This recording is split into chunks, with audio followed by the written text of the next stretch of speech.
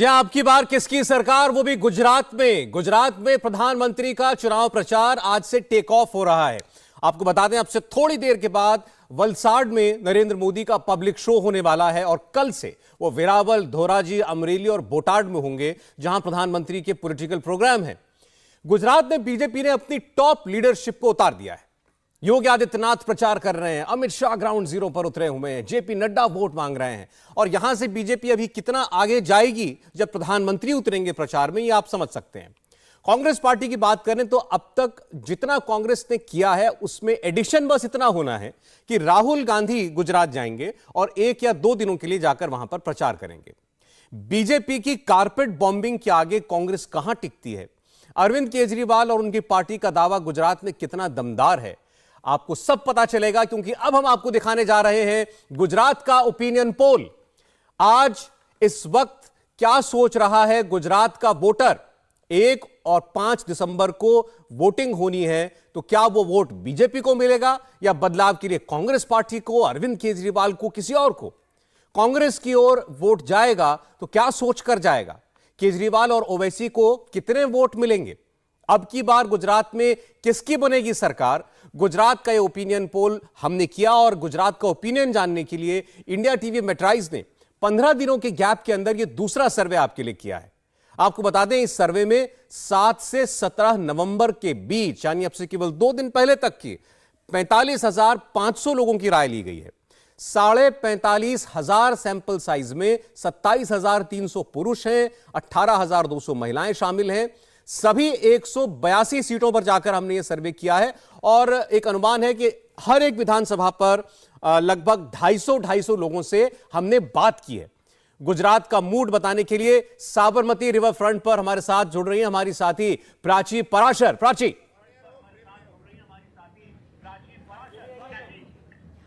बिल्कुल, तो देखिए साबरमती रिवर फ्रंट पर इस वक्त हम मौजूद हैं। सबसे बड़ा ओपिनियन पोल इंडिया टीवी लेकर आया है। ये वो साबरमती रिवर फ्रंट जिसे डेवलप किया प्रधानमंत्री नरेंद्र मोदी ने, और प्रधानमंत्री नरेंद्र मोदी चुनाव प्रचार के लिए अब गुजरात में आ चुके हैं। उन्होंने अपना चुनाव प्रचार शुरू कर दिया है, लेकिन ये सबसे बड़ा शो इंडिया टीवी लेकर आया है अपने दर्शकों के लिए, जिससे आप ये जान पाएंगे कि गुजरात चुनाव से ठीक पहले आखिर जनता का मन क्या कहता है, जनता का मूड क्या कहता है। और ये बताने के लिए हमारे साथ जनता होगी, इसके साथ ही साथ कुछ खास मेहमान भी हमारे साथ जुड़ने वाले हैं। जल्दी से आपका तारुफ करा देते हैं। हमारे साथ जयेश व्यास हैं, स्पोक्स पर्सन बीजेपी, बहुत बहुत स्वागत है आपको। मैं मंच पर आमंत्रित करना चाहूंगी।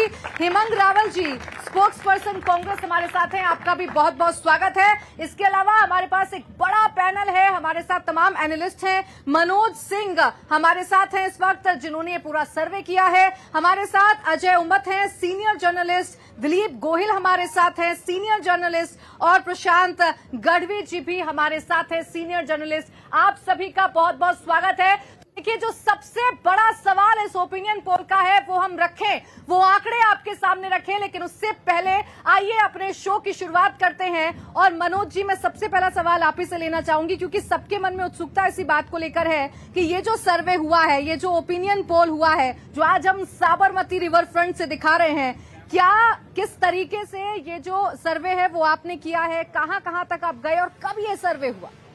देखिए, गुजरात के सारे विधानसभा को हम लोगों ने टच किया है और लगभग 250 लोगों का प्रत्येक विधानसभा से हम लोगों ने वक्तव्य लिया है। उसमें से महिला और पुरुषों का भी लगभग बराबर ही प्रतिशत रहा है इस हमारे ओपिनियन पोल में। और आपको बता दूं प्राची कि जिस तरीके से हम लोगों ने शुरुआत 2-3 महीने पहले से ओपिनियन पोल का किया था, वो आते आते इतने आंकड़े बदल रहे हैं, इतने नए नए चीजें देखने को मिल रही है कि बड़ा इंटरेस्टिंग होगा, हमें लगता है कि आने वाले चुनाव में। और लोग वोट जो देंगे बड़ी सोच समझ के, समझदारी के साथ देंगे, ये मुझे संभावना दिख रही है। और गुजरात की जनता पहले भी बहुत ही अक्लमंद वोट के माने में और अभी भी है। आप देखेंगे कि जितने भी शो की होंगी, यदि आप बिहार उत्तर प्रदेश की बात करेंगी तो हर शो में एंकर को बचाना पड़ता है पब्लिक को कि भाई आप स्टेज तक मत आए। यहाँ की जनता बड़ा साइलेंट है और बहुत साइलेंट तरीके से वोट करती है।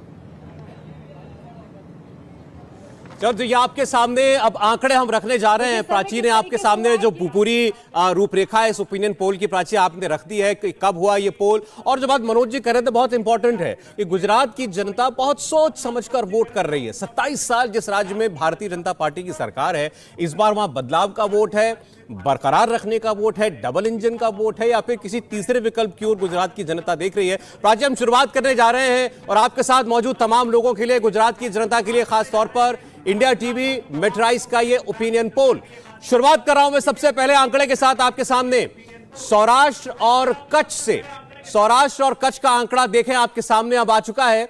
यहां विधानसभा की कुल 54 सीटें आती हैं इस रीजन में, और गुजरात के 33 जिलों में से 12 जिले भी इसी क्षेत्र में पड़ते हैं, सौराष्ट्र और कच्छ के अंदर। यहां पहले वोट शेयर की अगर हम बात करें तो भारतीय जनता पार्टी इस क्षेत्र में जहां 54 सीटें हैं, यहां पर 47% वोट हासिल कर सकती है। 40% वोट कांग्रेस पार्टी के पास जा सकता है। आम आदमी पार्टी के पास 11% वोट, बहुत इंपॉर्टेंट है, 11% वोट अरविंद केजरीवाल की पार्टी ले सकती है और अन्य के खाते में केवल 2% वोट। तो बीजेपी और कांग्रेस जो नियरेस्ट राइवल है, अगर आप देखें 7% वोट शेयर का फर्क है। बीजेपी यहां पर आगे चल रही है और अरविंद केजरीवाल 11% वोट यहां पर ले रहे हैं। ये 11% उन्होंने कहां से लिया, भाजपा के खाते में कितना डेंट किया, कांग्रेस को कितना डेंट पहुंचाया, आपको हम बताएंगे। सौराष्ट्र कच्छ की 54 सीटों का सर्वे आपके सामने है। 47% वोट बीजेपी को मिल सकता है, 40% वोट कांग्रेस को, आम आदमी पार्टी को 11% वोट और अन्य को 2% वोट मिलता हुआ दिखाई दे रहा है। और दर्शकों के लिए एक बात और बता दें, सौराष्ट्र वो इलाका है जहां पाटीदार समुदाय की बहुतायत है, बहुत भारी संख्या में यहां पर पटेल वोट है, और बीजेपी ने 2017 में इस इलाके में बहुत अच्छा नहीं किया था। आपको याद होगा पाटीदार अनामत आंदोलन जो है वो चल रहा था 2017 में, हार्दिक पटेल जिसका चेहरा थे, और उसका बहुत नुकसान बीजेपी को हुआ था। लेकिन आज वही हार्दिक पटेल विरमगाम से चुनाव लड़ रहे हैं बीजेपी के टिकट पर। वो कांग्रेस पार्टी में चले गए थे, कार्यकारी अध्यक्ष बन गए थे, आज वो कहते हैं कांग्रेस में रहकर मैं कुछ हासिल नहीं कर सकता था, नहीं गुजरात को कुछ मिलेगा, इसलिए मैं भाजपा पर आया हूं, भाजपा के साथ आया हूं, नरेंद्र मोदी के साथ काम करूंगा। तो उसका कितना असर या 2017 का कितने नुकसान की भरपाई हुई है, इस वोट शेयर से आपको एक अंदाजा मिल रहा होगा। जयेश व्यास जी के पास जाना चाहते हैं। साबरमती रिवर फ्रंट पर आप खड़े हैं, अहमदाबाद की साबरमती के किनारे खड़े होकर जब आप देख रहे हैं सौराष्ट्र की तस्वीर, जयेश जी क्या लगता है आपको? अभी तो आगे दिखाई दे रहे हैं, 17 में पिछड़ गए थे।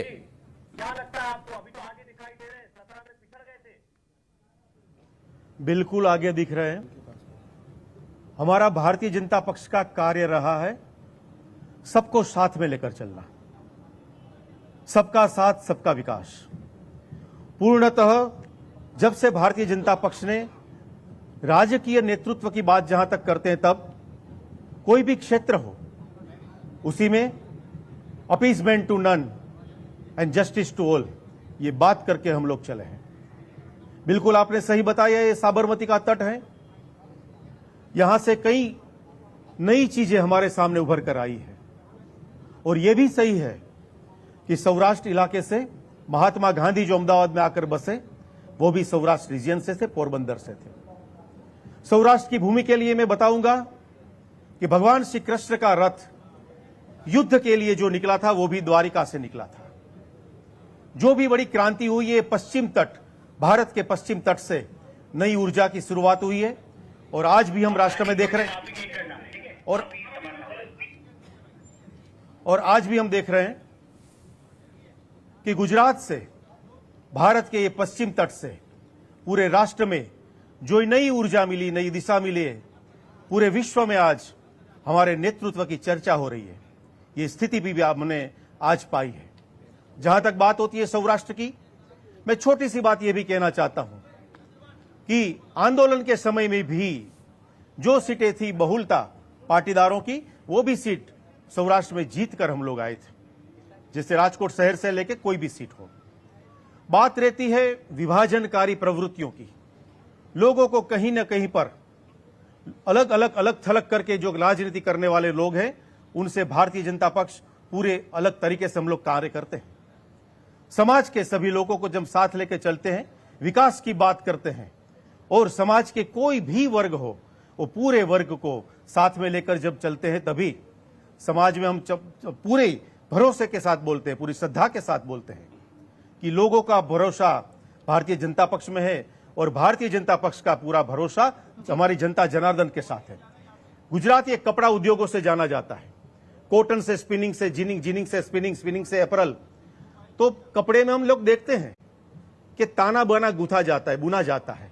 तो इसी तरह से गुजरात की जनता और भारतीय जनता पक्ष का, दोनों का हमारा ताना बाना इस तरह से अभी बुरा तो हुआ ओपिनियन है। पोल व्यास जी आपको जरूर आपके चेहरे की मुस्कुराहट को बढ़ाने वाले हैं, और जनता भी इस वक्त मेरे साथ है, उनके भी सवाल होंगे और उन सवालों का जवाब जाहिर सी बात है आप ही को देना होगा। लेकिन हेमंत जी, एक छोटा सा रिएक्शन आपसे लूंगी, उसके बाद जनता से सवाल होंगे और तमाम एनालिस्ट मेरे साथ हैं। सवाल यही है कि जिस सौराष्ट्र के पाटीदार आंदोलन से ऐसा लगा था कि कांग्रेस एक बार फिर से अपनी सियासी जमीन पा रही है, अब वहां पर आपको नुकसान होता हुआ नजर आ रहा है, पिछड़ गए आप वोट शेयर में बीजेपी से। देखिए, सबसे पहले तो ये जो गुजरात के 4.5 करोड़ वोटर्स जो लास्ट ईयर थे, आपने 45,000 लोगों का सर्वे किया है। मैं सर्वे का सम्मान करता हूं। 45,000 और 4.5 करोड़ लास्ट ईयर के वोटर्स है, इस बार के वोटर्स है 4 करोड़ 90 लाख। आपके सर्वे का सम्मान करते हुए मैं बताना चाहता हूं, आपका सर्वे आपके जैसे सेफोलॉजिस्ट ने बताया कि हम 2 महीने से कर रहे हैं। इनके बाद सौराष्ट्र में बहुत सी घटनाएं घटी है। सबसे बड़ी घटना हुई है मोरबी की पुल दुर्घटना की। ये मोरबी का जो पुल दुर्घटना हुई, ये भारतीय जनता पार्टी के कुशासन का जीता जागता नमूना है। मोरबी की पुल दुर्घटना के बाद पूरे सौराष्ट्र में नहीं, पूरे गुजरात में नहीं, पूरे भारत में नहीं, विश्व भर में भारतीय जनता पार्टी का जो मॉडल है वो ढह चुका है। आपको मैं बताना चाहता हूं कि यहाँ पे सौराष्ट्र में दुनिया में सबसे ज्यादा मूंगफली का पाक होता है, फिर भी हमारे यहाँ बहनों को एक तेल का डब्बा अभी 3,000 रुपये का हो गया है।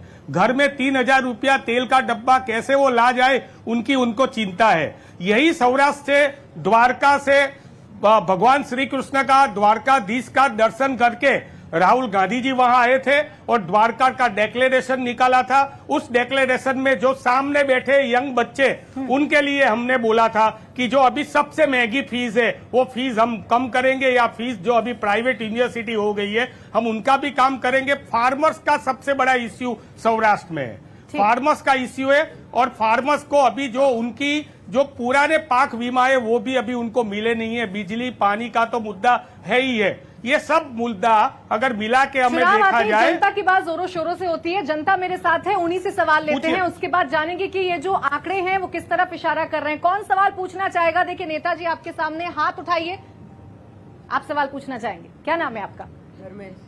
धर्मेश, क्या करते हैं आप? इंजीनियरिंग में हूँ। किससे सवाल पूछेंगे? बीजेपी से। पूछे। अभी सर आपने कहा कि आप जनता को साथ लेके चलते हैं, तो मुझे ये बताइए कि अभी जो आंगनवाड़ी बहनों ने आप पर आंदोलन किया, उससे पहले डॉक्टर्स ने आंदोलन किया, तो वो सर क्यों हुए? इतने दिन तक अस्पताल बंद रहे तो हमें भी बहुत दिक्कत झेलनी पड़ी, तो सर ये सब क्यों हुआ? सवाल बहुत वाजिब है आपसे। बिल्कुल वाजिब। जो सवाल पूछते हैं तो हम चाहते हैं कि सवाल हो। जो अपेक्षा भी होती है वो शासक पक्ष से होती है, जो कार्य करते हैं वो भी शासक पक्ष से होता है, हम समझते हैं। मगर उनके साथ में एक बात जोड़ना चाहता हूं कि जब इतने सालों से, 27 साल से भारतीय जनता पक्ष से अपेक्षा है जनता जनार्दन की, तो हम पूरी मन से ये कार्य में लगे हुए हैं। कोई भी छोटी मोटी समस्या हो तो जनता जनार्दन हमसे पूछती है, और पूरे कार्य जो बाकी रहने वाले कार्य भी है ये हमारी ओर से पूरे होंगे, 100% होंगे। बाकी बात जो थोड़ी बहुत हमने जो सुनी, तो हम लोग ये कहना चाहते हैं कि हम ये करेंगे वो करेंगे। एक छोटी सी गुजराती की बात है, नहीं समझ पाएंगे, मगर ये बता दूं कि जब बोलना ही है, पता है सत्ता नहीं आएगी, तो 12 हाथ का फ्रूट होता है, 12 फीट का फ्रूट होता है, और उसमें 13 फीट का उसका बीज होता है, उनमें सीड्स। तो ऐसे जो अफसाना जिसे अंजाम तक लाना ना हो मुमकिन, उसे एक खूबसूरत मोड़ देकर छोड़ना अच्छा। ये गुजरात की राजनीति में मैं एक बात जोड़ना चाहता हूं, कई सालों से विभाजनकारी नीतियां यहाँ पर हो रही है जी। कांग्रेस का काल, जनता के सवाल मुद्दों को लेकर हैं, जनता के सवाल उन तमाम चीजों को लेकर हैं जो सवाल गुजरात प्राची देखें, वहां पर बहुत सारी जनता आपके साथ है। मैं समझता हूं कि उनके बहुत सारे सवाल होंगे और नेता सामने है, इससे अच्छा मौका भी क्या होगा। लेकिन इस ओपिनियन पोल में क्योंकि आंकड़ों की बहुत अहमियत है, मैं तो आगे बढ़ा रहा हूं क्योंकि दर्शक जानना चाहते होंगे सीटों के बारे में भी। उससे पहले जरा, क्योंकि हम सौराष्ट्र की बात कर रहे हैं और सबसे डोमिनेंट जो यहां पर समाज है वो पाटीदार समाज है, पाटीदार वोटर है।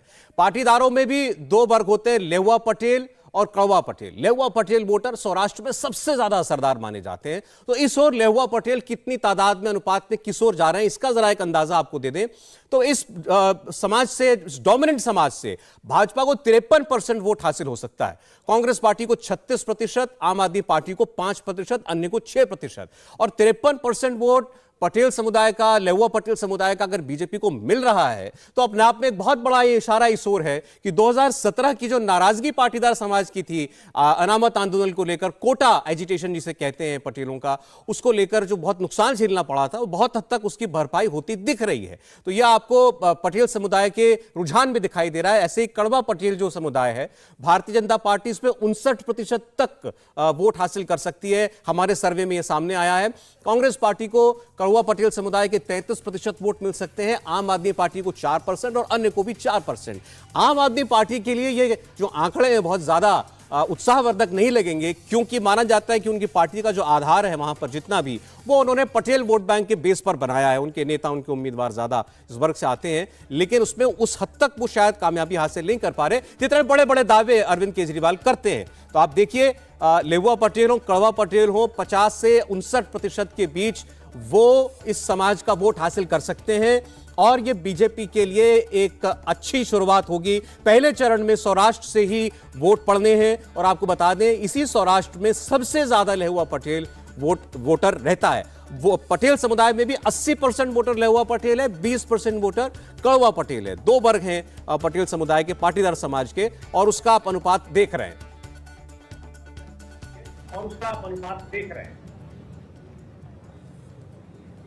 बिल्कुल, तो देखिए जिस तरीके के आंकड़े यहां पर रखे गए हैं, उन आंकड़ों को देखकर अंदाजा लगाया जा सकता है कि सौराष्ट्र फिलहाल क्या चाह रहा है, सौराष्ट्र की जनता के दिल में आखिर क्या है और किसके दावे, किसके वादे उसे पसंद आ रहे हैं। एक बड़ा पैनल हमारे साथ है, हम पॉलिटिकल इस पर रिएक्शन लें, लेकिन उससे पहले प्रशांत जी, सवाल इसी बात को लेकर है, चाहे लेहुआ पटेल की बात करें, चाहे कड़वा पटेल की हम बात करें, दोनों के आंकड़े ये बता रहे हैं कि इस बार बीजेपी को उनका समर्थन मिलता हुआ नजर आ रहा है। जो नाराजगी थी शायद वो दूर हो रही है इस बार। ये बात हम कहीं ना कहीं देख सकते हैं, ये बात हम कहीं ना कहीं देख सकते हैं कि लास्ट टाइम पाटीदार समाज का जो आंदोलन चल रहा था और वो पूरा समाज इकट्ठा होकर ऐसा डिसाइड किया कि सरकार के खिलाफ वोट करना है, तो उसका जो भी सफलता था वो कांग्रेस को मिला। ये बार कहीं देखते हैं कुछ नहीं है, ना आंदोलन है, ना ऐसी कोई चरम सीमा पे कोई ऐसी मुद्दों की बात है, पर ऐसा क्या है कि बीजेपी को 47% वोट मिल जाए। लेकिन जैसे जैसे इलेक्शन नजदीक आता है, आप माइक्रो लेवल पे देखोगे तो वो इलेक्शन मुद्दों पे नहीं, पार्टी पे नहीं, उम्मीदवार किस जाति का है, आपने क्यों इसको टिकट दिया, यहां से क्यों इसको काटा, जिसको काटा वो समाज किसके सामने जाना चाहता है, इस तरीके से अगर आप देखे जाओ तो डेफिनेटली इस बार और आम आदमी पार्टी का फैक्टर, आम आदमी पार्टी के दो जो बड़े उम्मीदवार, मतलब दो बड़े चेहरे जो है गुजरात के, वो दोनों सौराष्ट्र से बिलोंग करते हैं, तो डेफिनेटली उनको सौराष्ट्र से थोड़ा सपोर्ट मिलेगा। वो जो वोट शेयर ला रहा है आम आदमी पार्टी, वो किसका लाएगा, डेफिनेटली ये दोनों के बीच का खाएगा, थोड़ा बीजेपी का, थोड़ा कांग्रेस का, तो वो दोनों का मिला के वो कांग्रेस का घट रहा है इस बार। और आम आदमी पार्टी को आप देख रहे हो 2 डिजिट में सौराष्ट्र में, देखते हैं आगे जाके क्या होता है, लेकिन पूरे गुजरात में उसको डबल डिजिट में मिलेगा कि नहीं वो क्वेश्चन मार्क है। बट अगर उसको कुछ भी वोट शेयर मिलता है तो वो सौराष्ट्र से मिलेगा, इसलिए सौराष्ट्र में कांग्रेस का वोट शेयर थोड़ा घटता दिख रहा है अभी। दिलीप जी, आपको भी क्या यही लगता है, सर खड़े हो जाइए आप, आपको भी क्या यही लगता है कि आम आदमी पार्टी का जो फायदा है वो भारतीय जनता पार्टी को मिल रहा है सौराष्ट्र में, और जो वोट शेयर है उनका बढ़ रहा है? देखो, ये सिंपल सा मैथ था। जब पहली बार आम आदमी पार्टी यहाँ सक्रिय हुई पंजाब के बाद, तो ये लग रहा था कि कांग्रेस को ज्यादा नुकसान करेगी, लेकिन मुझे लगता है ये हालत अब नहीं रही है। ज्यादातर सर्वे भी बता रहे हैं कि अगर आप 10% से ज्यादा वोट ले रहे हैं तो नेचुरल है आप सभी पार्टियों से लेंगे, सिर्फ कांग्रेस से वगैरह नहीं होगा। बीजेपी का भी वोट वो थोड़ा सा जरूर काटेगी, और जो फ्लोटिंग वोटर्स है वो तो उनके वहां जा ही रहे हैं। गुजरात में पास्ट में जब भी थर्ड फ्रंट यहाँ आया तो 8 से लेके 12% वोट उन्होंने लिया। 12% तक वो किसी को नुकसान करते हैं, लेकिन अगर वो उनसे से आगे बढ़ेंगे तो वो सीटें भी लेने शुरू करेंगे और वो दोनों को नुकसान करेंगे, सिर्फ कांग्रेस को नुकसान करेगा ऐसा स्थिति मुझे नहीं लगता अब है। वो दोनों पार्टियों, और इसीलिए दोनों पार्टियों ने अपने हिसाब से हिसाब लगाया है कि आम आदमी पार्टी की वजह से हमें क्या होगा हम नहीं कह सकते अभी क्या होगा, लेकिन बहुत इजी हो गया था बीजेपी के लिए। वो तो रिकॉर्ड करने की बात कर रही थी, वो रिकॉर्ड करने की बात मुझे नहीं लगता अभी रही होगी। वो इसीलिए क्योंकि अब दोनों पार्टियों को, बीजेपी को भी, आम आदमी पार्टी क्या कर सकती है हमें, उसका मैथ लगाया जा रहा है। यानी कितना भी इनकार कर लें, लेकिन आम आदमी पार्टी नुकसान तो पहुंचा रही है। हमारे साथ हमारे ब्यूरो चीफ निर्णय कपूर भी इस वक्त। निर्णय, आप तो पूरे गुजरात में घूम रहे हैं, आप सौराष्ट्र में भी घूमे हैं, आप बताइए आपकी नजरों में ये जो आंकड़े हैं, क्या ये वही आंकड़े हैं जो हमें आने वाले चुनाव में देखने को मिल जाएंगे? खड़े हो जाइए। बिल्कुल, मुझे लग रहा है कि ये आंकड़े पूरे गुजरात का रिफ्लेक्शन है। जिस प्रकार के परसेंटेज ऑफ वोट हमें दिख रहे हैं बीजेपी, कांग्रेस और आम आदमी पार्टी के, जहां जहां मैं घूमा हूं कमोबेश इसी तरह की परिस्थिति नजर आ रही है। कहीं कहीं इनफैक्ट आम आदमी पार्टी ज्यादा वोट भी ले सकती है, और खास तौर पे सौराष्ट्र के ऐसे बहुत से एरियाज हैं जहां पे आम आदमी पार्टी 20% से ज्यादा वोट ले सकती है किसी पर्टिकुलर सीट पे। और अगर ऐसी परिस्थिति आती है तो जाहिर सी बात है वो दोनों पार्टियों को नुकसान करेगी। एक चर्चा जो हम सुन रहे हैं घूमते हुए अलग अलग जगहों पे, अलग अलग लोगों से जो बातचीत करते हुए, आपको जान के हैरानी होगी कि गुजरात के अंदर करीब 78 to 80 सीट्स ऐसी हैं जहां आम आदमी पार्टी 10% से ज्यादा वोट ले रही है, जो कि इनिशियली नहीं दिख रहा था। लेकिन जैसे जैसे समय बीता है आम आदमी पार्टी के जो वोट शेयर हैं वो डबल डिजिट में कंसोलिडेट होते हुए क्लियरली अब नजर आ रहे हैं। इसीलिए आप देखिए दोनों पार्टी चिंताओं में, और कई सीटें ऐसी हैं जहां पे आम आदमी पार्टी बीजेपी को नुकसान कर रही है और वो सीट कांग्रेस के पास जा रही है। तो ये चीजें भी हो रही हैं गुजरात के अंदर। करीब जो अनुमान हम लगा सकते हैं, जो जानकारी हमारे पास अवेलेबल है, मुझे इस वक्त ये लग रहा है कि आम आदमी पार्टी इन 78 to 80 सीट्स में से कांग्रेस से करीब 25 सीटों का नुकसान कर सकती है, और बीजेपी को भी सामने 7 से 8 सीटों का नुकसान कर सकती है। यानी कुछ भी हो जाए, आम आदमी पार्टी के फैक्टर को बिल्कुल यहाँ पर डिनाई नहीं किया जा सकता, इग्नोर नहीं प्राची, किया जा सकता। आप इससे पहले कि वहां दर्शकों के पास जाएं, ऑडियंस के पास जाएं, मैं जरा एक ओबीसी वर्ग का जो रुझान है वो भी बता देता हूं, और साथ में सीटों का भी एक बार एक अंदाजा हम सौराष्ट्र का दे देते हैं। उसके बाद अगले क्षेत्र की ओर बढ़ेंगे तो आसानी होगी। और आपको बता दें कि अभी तक हमने पटेल वोटर की बात की है। अब अगर आप पिछड़े वर्ग की बात करें, इसको हम ओबीसी वोटर कहते हैं।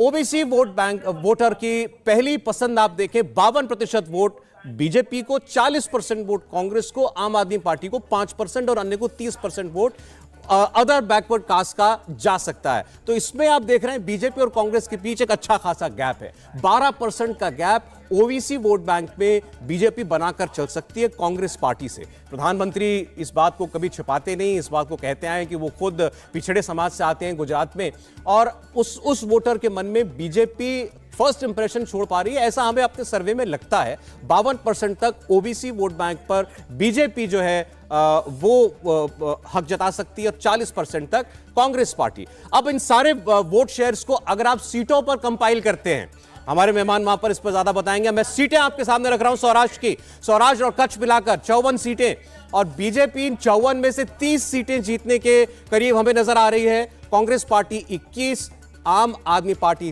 3 और अन्य 0, यानी अदर्स यहां नहीं है प्ले में, लेकिन बीजेपी 30 सीटें जीत सकती है 54 में से, और कांग्रेस 21 और आम आदमी पार्टी भी 3। बहुत सवाल ये हुए थे, मुझे याद है जब भी चर्चा आम आदमी पार्टी को लेकर हुई है कि वोट तो लेगी आम आदमी पार्टी, क्या सीट भी लेगी? तो हमारे सर्वे के मुताबिक, हमारे आंकलन के मुताबिक सौराष्ट्र कच्छ में आम आदमी पार्टी 3 सीटें जीत सकती है, लेकिन front runner Bharatiya Janata party, जैसा आपको वोट शेयर में नजर आया, 30 सीटें बीजेपी को मिल सकती हैं, कांग्रेस पार्टी को 21 सीटें जा सकती हैं, आम आदमी पार्टी को 3 सीटें मिल सकती हैं। बड़ा क्षेत्र है सौराष्ट्र कच्छ, और प्रधानमंत्री नरेंद्र मोदी थोड़ी देर में इसी क्षेत्र में पहुंचने वाले हैं। आज और कल उनकी सारी मीटिंग, सारे दौरे, वो उसके सोमनाथ मंदिर भी जाएंगे, सब इसी क्षेत्र में आता है। तो यहां उनका कैंपेन अब शुरू हो रहा है, और बीजेपी अभी से हमें यहां पर लीड में नजर आ रही है। सवाल लेकर चलना चाहते हैं हमारे मेहमानों के पास, रावल साहब के पास चलना चाहते हैं, कांग्रेस पार्टी से हमारे साथ जुड़े हुए।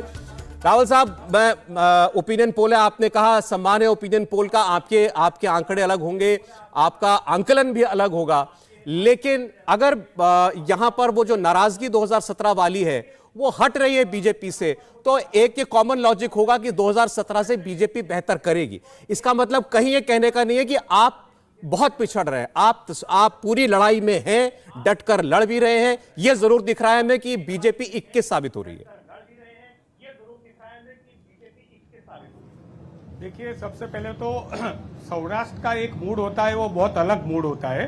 सौराष्ट्र में अगर हम सर्वे करने जाए तो भी वहां पे सर्वे में भी डिपेंड्स ऑन क्वेश्चन होता है, और ये जो क्वेश्चन होता है वो किस तरह से पूछा जाता है उसके ऊपर भी होता है। दूसरी बात यह है कि हिंदी में भी हमारे वहां पे लोग ज्यादा समझते नहीं है, वर्नाकुलर लैंग्वेज सौराष्ट्र में बहुत जरूरी होता है। अब बात है सौराष्ट्र की, आपने बताया मोदी जी का भी दौरा है, हमारे राहुल जी वहां पे द्वारका में डिक्लेरेशन करके आए। अभी राजकोट में 21 तारीख को शास्त्री मैदान में सिटी में हमारा बहुत बड़ा एक शक्ति प्रदर्शन हम कर रहे हैं। सौराष्ट्र के अंदर बीजेपी इतनी मजबूत नहीं है, उसका जीता जागता सबूत है कि 24 घंटे पहले हमारे विधायक को लेके उनको टिकट देना। आप गिर सोमनाथ में देखिए, आप देखिए वहां जूनागढ़ में हमारे हर्षद रिबड़िया जो है उनको भी उन्होंने ले लिया है। तो इनका जो बात है, और ये जो सर्वे है, ये सर्वे का टाइमिंग अभी हमारे सभी एक्सपर्ट ने बताया कि हर पल जो है वो सर्वे की पैटर्न बदलती है। अभी मोरबी की जो घटना हुई है, वो मोरबी भी घटना आप समझ लीजिए पाटीदार आंदोलन से भी बड़ी घटना है सौराष्ट्र के लिए, और मोरबी की घटना है ये में दुखद घटना है। बट इलेक्शन के अंदर ये मोरबी की घटना जो है वो घटना चेंज कर देगी, रूल्स सब चेंज कर देगी, ऐसा है। और यहाँ पे देखिए हमारे बच्चों भी यहाँ सामने बैठे, उन्होंने क्वेश्चन क्या पूछा, बेरोजगारी का क्वेश्चन पूछा। वह इन्होंने जो बच्चे ने पूछा कि आंगनवाड़ी की बहन का पूछा, तो गुजरात में जो 40 लाख लोग बेरोजगार है, उनकी कोई जाति नहीं है, वो पाटीदार नहीं है, वो ब्राह्मण नहीं है, वो ओबीसी नहीं है, वो बेरोजगार है। उनके ऊपर जो 22 पेपर फूटे हुए हैं, यहाँ गुजरात में जो आंदोलन हो रहे थे ओपीएस के लिए, ये सभी को मिला के हमें पक्का विश्वास है। और तीसरी बात, आम आदमी पार्टी, अगर मैं आपसे विनती करूंगा, आपने कौन सी 3 सीट जीतने के लिए बताइए और 3 सीट का नाम बताइए। मैं आपको यहाँ डंके की चोट पे लिख के दे रहा हूं, अगर एफिडेविट करना हो तो मैं एफिडेविट करूंगा कोर्ट के सामने। आम आदमी पार्टी को 0 सीट सौराष्ट्र से आ रही है, आप भी ये भविष्यवाणी सनातन कर सकते सत्य हैं, है। लेकिन ये जनता के ऊपर पूरी तरीके से डिपेंड है कि वो किसको अपने दिल में बसाना चाहती है। और जनता लगातार हाथ खड़े कर रही है, जैसे ही नेता बोलते हैं वैसे ही लोग हाथ खड़े करने लगते हैं, क्योंकि सवाल उनके खड़े हो जाते हैं। आप खड़े हो जाइए, थोड़ा आगे आ जाइए। क्या नाम है आपका? मेरा नाम देवत दिवेकर है। क्या करते हैं आप? छात्र संसद अहमदाबाद की तरफ से हम और हमारी टीम आए हैं। अभी बात हुई कि युवा नेता की इन्होंने बात की। मैं हमारे सवाल किससे? कांग्रेस के सभी मित्रों से पूछना चाहूंगा कि जब युवाओं की बात की जाती है, तो मोरबी की बात की जाती है, तब आपके युवा नेता कहाँ थे? जब हमारे माननीय प्रधानमंत्री मोरबी में अगले ही दिन, घटना के अगले ही दिन मौजूद थे, तब आपके युवा नेता किसी रैली में, कर्नाटक में, किसी केरल में रैली में चल रहे थे, तब आपके युवा नेता कहाँ थे? और जहां तक बात आती है रोजगार की, तो मैं आप सभी को बताना चाहूंगा कि रोजगार की स्कीम तो कांग्रेस भी लाई थी। मैं याद दिलाना चाहूंगा कि मनरेगा योजना लाई थी आज, लेकिन हमें शर्म आनी चाहिए कि मनरेगा की योजना के तहत आज हमारे देश के गरीबों को सिर्फ गड्ढा खोद के पैसे कमाने के लिए भेजा जा रहा है। तो क्या ये थी आपकी रोजगार की योजना?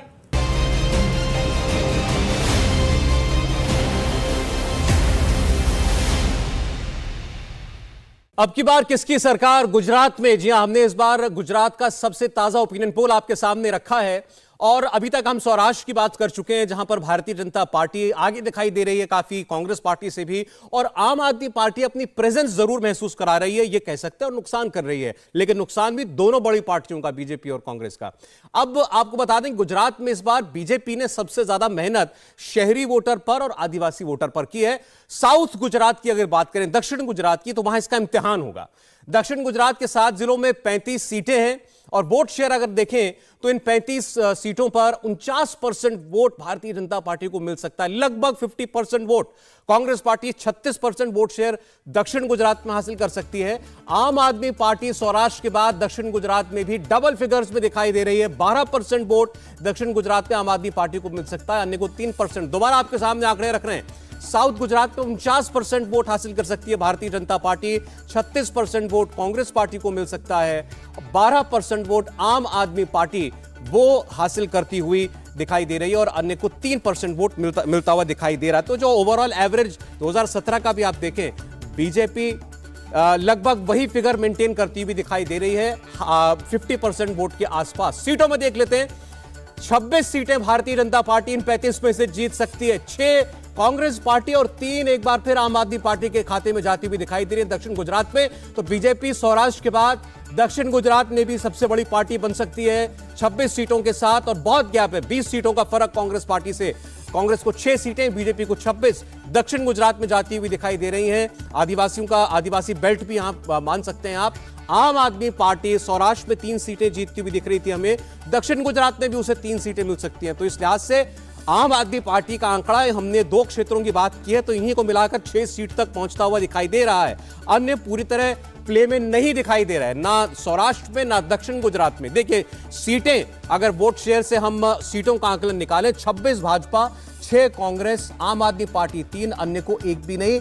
ये दक्षिण गुजरात की सीटों का अनुमान आपके सामने जो है वो हम इस वक्त रख रहे हैं। मैं एक बार व्यास साहब के पास जाना चाहता हूं। व्यास साहब, आपके लिए ये सर्वे एक अच्छी खबर लेकर लाता हुआ दिखाई दे रहा है।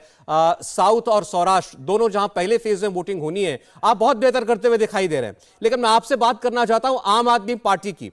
आप हो या कांग्रेस पार्टी, सब ने आम आदमी पार्टी को सिरे से नजरअंदाज किया, नकारा, कहा इनका कोई वजूद नहीं है। लेकिन दोनों जगहों पर डबल डिजिट वोट शेयर में और सीटों में भी दिखाई दे रहे हैं।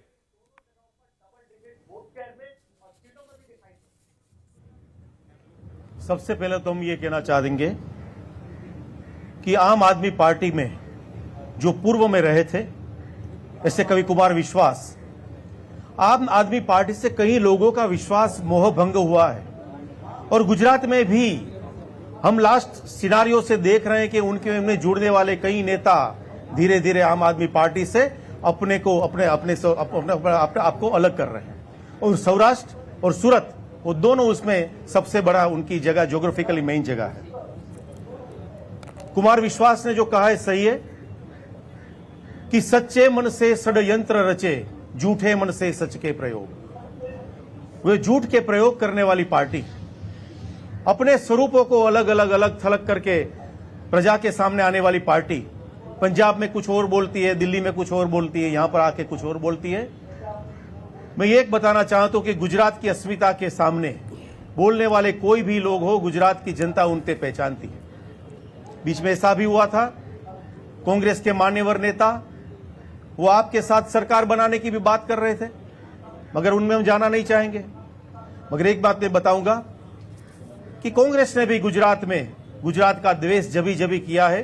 गुजरात की जनता जनार्दन एकजुट होकर उनका सामना किया है। कभी हमारे नेता को चौकीदार बोला गया, कभी मौत का सौदागर, कभी चाय वाला, ऐसा कहकर गुजरात के सबसे बड़े लीडर को, माननीय नरेंद्र भाई को अपमानित करने की जो कांग्रेस की पुरानी परंपरा रही है, वो आज तक चलती आ रही है। हम ये मुद्दों में नहीं जाना चाहते, हम कार्य करते हैं। हम विकास का कार्य करते करते आज यहां तक पहुंचे हैं कि जो हम कहते हैं वो करते हैं। हमने कलम 370 की बात की, वो हुआ। भगवान श्री राम का मंदिर हो रहा है, हमको आनंद हो रहा है, लेकिन भगवान राम है ही नहीं, ऐसे एफिडेविट करने वाले लोग आज भी गुजरात में वोट मांगने के लिए आते हैं जी। तभी वो स्वरूप सभी को मालूम चल जाता है कि लोग कौन से।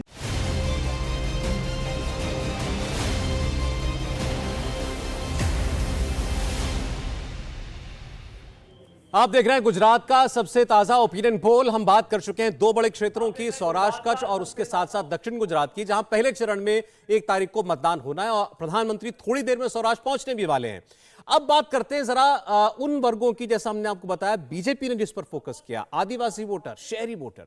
अगर आदिवासी समाज की बात करें, काफी संख्या है गुजरात में, 49% वोट बीजेपी को आदिवासी समाज में मिल सकता है और एक बड़ी सपोर्ट है बीजेपी के लिए, क्योंकि ये ट्रेडिशनल वोटर बीजेपी का नहीं माना जाता। कांग्रेस पार्टी आदिवासियों के बीच बहुत अच्छी पैठ रखती है, लेकिन यहां दिख रहा है कि पूरे गुजरात में लगभग आधा जो वोटर है, अगर हम बात करें आदिवासी समाज की, तो वो बीजेपी की ओर रुझान रखता हुआ दिखाई दे रहा है। 41% कांग्रेस, आम आदमी पार्टी 3%, अन्य 7%। अब उस वोट वर्ग की बात करते हैं जो बीजेपी का अपना कोर वोटर है, जैसे हम शहरी वोटर कहते हैं। केवल गुजरात नहीं, और राज्यों में भी माना जाता है कि शहर में बीजेपी अच्छा करती है। तो शहरी वोटर के बीच बीजेपी गुजरात में 56% तक पैठ रखती है, कांग्रेस पार्टी 31% और आम आदमी पार्टी 10%। तो यहां पर आप देखेंगे गैप जो है कांग्रेस और बीजेपी का, वो काफी बड़ा गैप जो है वो हमें दिखाई दे रहा है, 56% और 31% का। यह आपके सामने शहरी वोटर की मन की बात जो हमारे सर्वे में, इंडिया टीवी और मेट्राइज के सर्वे में सामने आई, वो आपको दिखाई दे रही है। हमारे ब्यूरो चीफ निर्णय कपूर वहां मौजूद हैं इस वक्त, उनके पास जाना चाहते हैं। निर्णय, इसमें अगर कहीं कोई आश्चर्य होगा तो शायद आदिवासी समाज में बीजेपी जिस किस्म की पैंट दिखा रही है इस बार, उसको लेकर के हो सकता है। माना जाता रहा है कांग्रेस इस वोट बैंक में ट्रेडिशनली बहुत अच्छा करती है।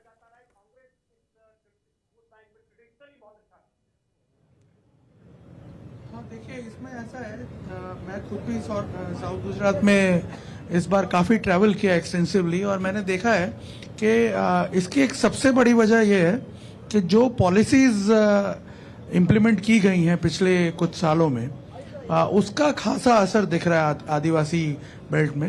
अपार्ट फ्रॉम जो कैंडिडेट खड़े किए गए हैं वो तो एक अपने आप में फैक्टर है ही, लेकिन जो योजनाएं हैं उसका खासा असर दिख रहा है। और सबसे बड़ी बात मैं आपको बता दूं कि एक तापी पार लिंक प्रोजेक्ट जो है उसको इम्प्लीमेंट करने का जबरदस्त विरोध हो रहा था वहां पे, लेकिन उसे जिस तरह से होल्ड पे रख दिया गया और उसके बाद प्रयास किए गए बीजेपी की तरफ से उसे थोड़ा सा मेलो डाउन करने के, उसका भी थोड़ा असर दिख रहा है। वांसदा की एक सीट ऐसी है जहां पे मैं ये मानता हूं कि कांग्रेस बेहतर करेगी, हो सकता है वो सीट दोबारा जीत भी ले, लेकिन उसका जो बाकी सीटों पे असर पड़ रहा था वो कम से कम थोड़ा न्यूट्रलाइज हुआ। और दूसरा, इस बार हमने देखा कि साउथ गुजरात के इन ट्राइबल बेल्ट्स में काफी जगह सौरभ 4 कॉर्नर कॉन्टेस्ट होने जा रहा है, और ऐसी सूरत में मुझे ये लगता है कि बीजेपी को बहुत ज्यादा वोट नहीं लाने हैं। 30-32% के आसपास अगर वो उन सीटों पे वोट ले लेते हैं तो वो कंफर्टेबली वो सीट जीत पाएंगे। क्योंकि एक चीज और हमने नोटिस की कि इन सीटों पर शुरू में जो आम आदमी पार्टी का टाइप हो गया बीटीपी के साथ, उसका नुकसान अब बीटीपी को होता जा रहा है, क्योंकि आम आदमी पार्टी जब उससे अलग हुई उसने बीटीपी के बहुत सारे कार्यकर्ताओं को तोड़ दिया और उन्हीं को फिर अब कैंडिडेट बना करके खड़ा कर दिया है कुछ स्ट्रेटेजिक सीटों पर। और वो कैंडिडेट हम देख रहे हैं कि बहुत अच्छा कर रहे हैं। करीब करीब मैं मांडवी में था, मांडवी में मैंने देखा कि ये ट्रेडिशनली कांग्रेस की सीट है। बीजेपी आज तक आजादी के बाद ये सीट कभी जीती नहीं है, लेकिन इस बार बीजेपी के लिए वहां संभावनाएं खुल रही हैं, क्योंकि आम आदमी पार्टी ने जिस कैंडिडेट को खड़ा किया है बताया जा रहा है कि वो 35 से 40 हजार तक वोट ले जा सकते हैं। नंबर एक, अगर आप डेडियापाड़ा सीट की बात करें नर्मदा जिले में, वहां पे आम आदमी पार्टी का कैंडिडेट बहुत स्ट्रांग है और कई लोग उसे नंबर 1 भी मान रहे हैं। लेकिन वहां पे इस बार हम देख रहे हैं कि 4 कैंडिडेट खड़े हुए हैं। बीटीपी की तरफ से कैंडिडेट खड़ा है, कांग्रेस की तरफ से एक फीमेल कैंडिडेट जो खड़ी हुई है, वो सभी इक्वली स्ट्रांग है। वो इतने स्ट्रांग है कि हर कैंडिडेट 20% से ज्यादा वोट ले सकता है। ऐसी सूरत में बीजेपी के लिए जो संभावना है वो उस 4 कॉर्नर कॉन्टेस्ट में खुलती जा रही है। इसीलिए आप देख रहे होंगे कि इस आदिवासी बेल्ट में कांग्रेस जो सीटें जीत रही थी उनमें से 3 या 4 सीट ही रिटेन कर पा रही है। इसलिए कांग्रेस की टैली हमें इस बार यहाँ पे थोड़ी और गिरती हुई नजर आ रही है। बिल्कुल निर्णय, और यही वजह है जो फैक्टर्स आप बता रहे हैं, चूंकि आप तो पूरे गुजरात को घूम रहे हैं, आप समझ रहे हैं कि आखिर लोग किन फैक्टर्स पर वोट कर सकते हैं और क्या कुछ उनके दिल में है। लेकिन यहाँ पर जो जनता बैठी हुई है वो भी बहुत सारे सवाल पूछना चाहती है, उनके दिल में बहुत सारे सवाल है। क्या नाम है आपका? मेरा नाम रथिन भट्ट है और मेरा प्रश्न कांग्रेस सरकार से है। पिछले 1.5-2 साल में हमने काफी देखा है कि कांग्रेस के, या वो राष्ट्रीय स्तर पे हो या स्टेट लेवल पे हो, काफी लीडरशिप क्राइसिस देखी गई है, या वो दिग्गज नेता पार्टी छोड़ के जा रहे हो।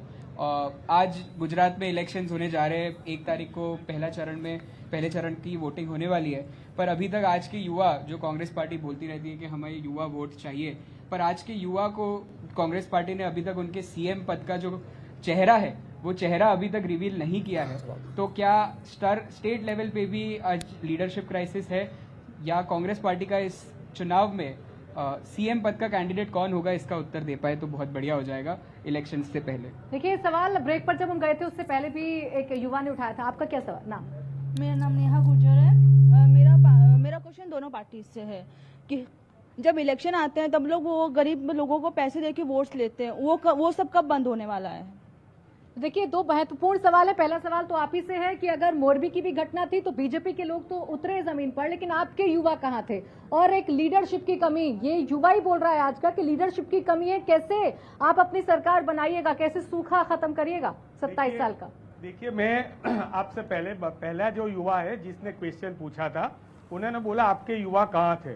जैसे ही घटना घटी 15 मिनट के अंदर हमारे NSUI के कार्यकर्ता उस घटना पे पहुंच गए थे और वहां से उन जो लोग थे, जो मृतक थे या जो भी लोग थे, उनको बाहर निकालने का काम किया था। अब आपको बताऊं, वही NSUI कार्यकर्ताओं को जब बड़ा प्रधान मोदी जी आने वाले थे उस दिन उनको डिटेन कर दिया गया था। तो हमारे युवा जो है वो वहां पे मदद में थे।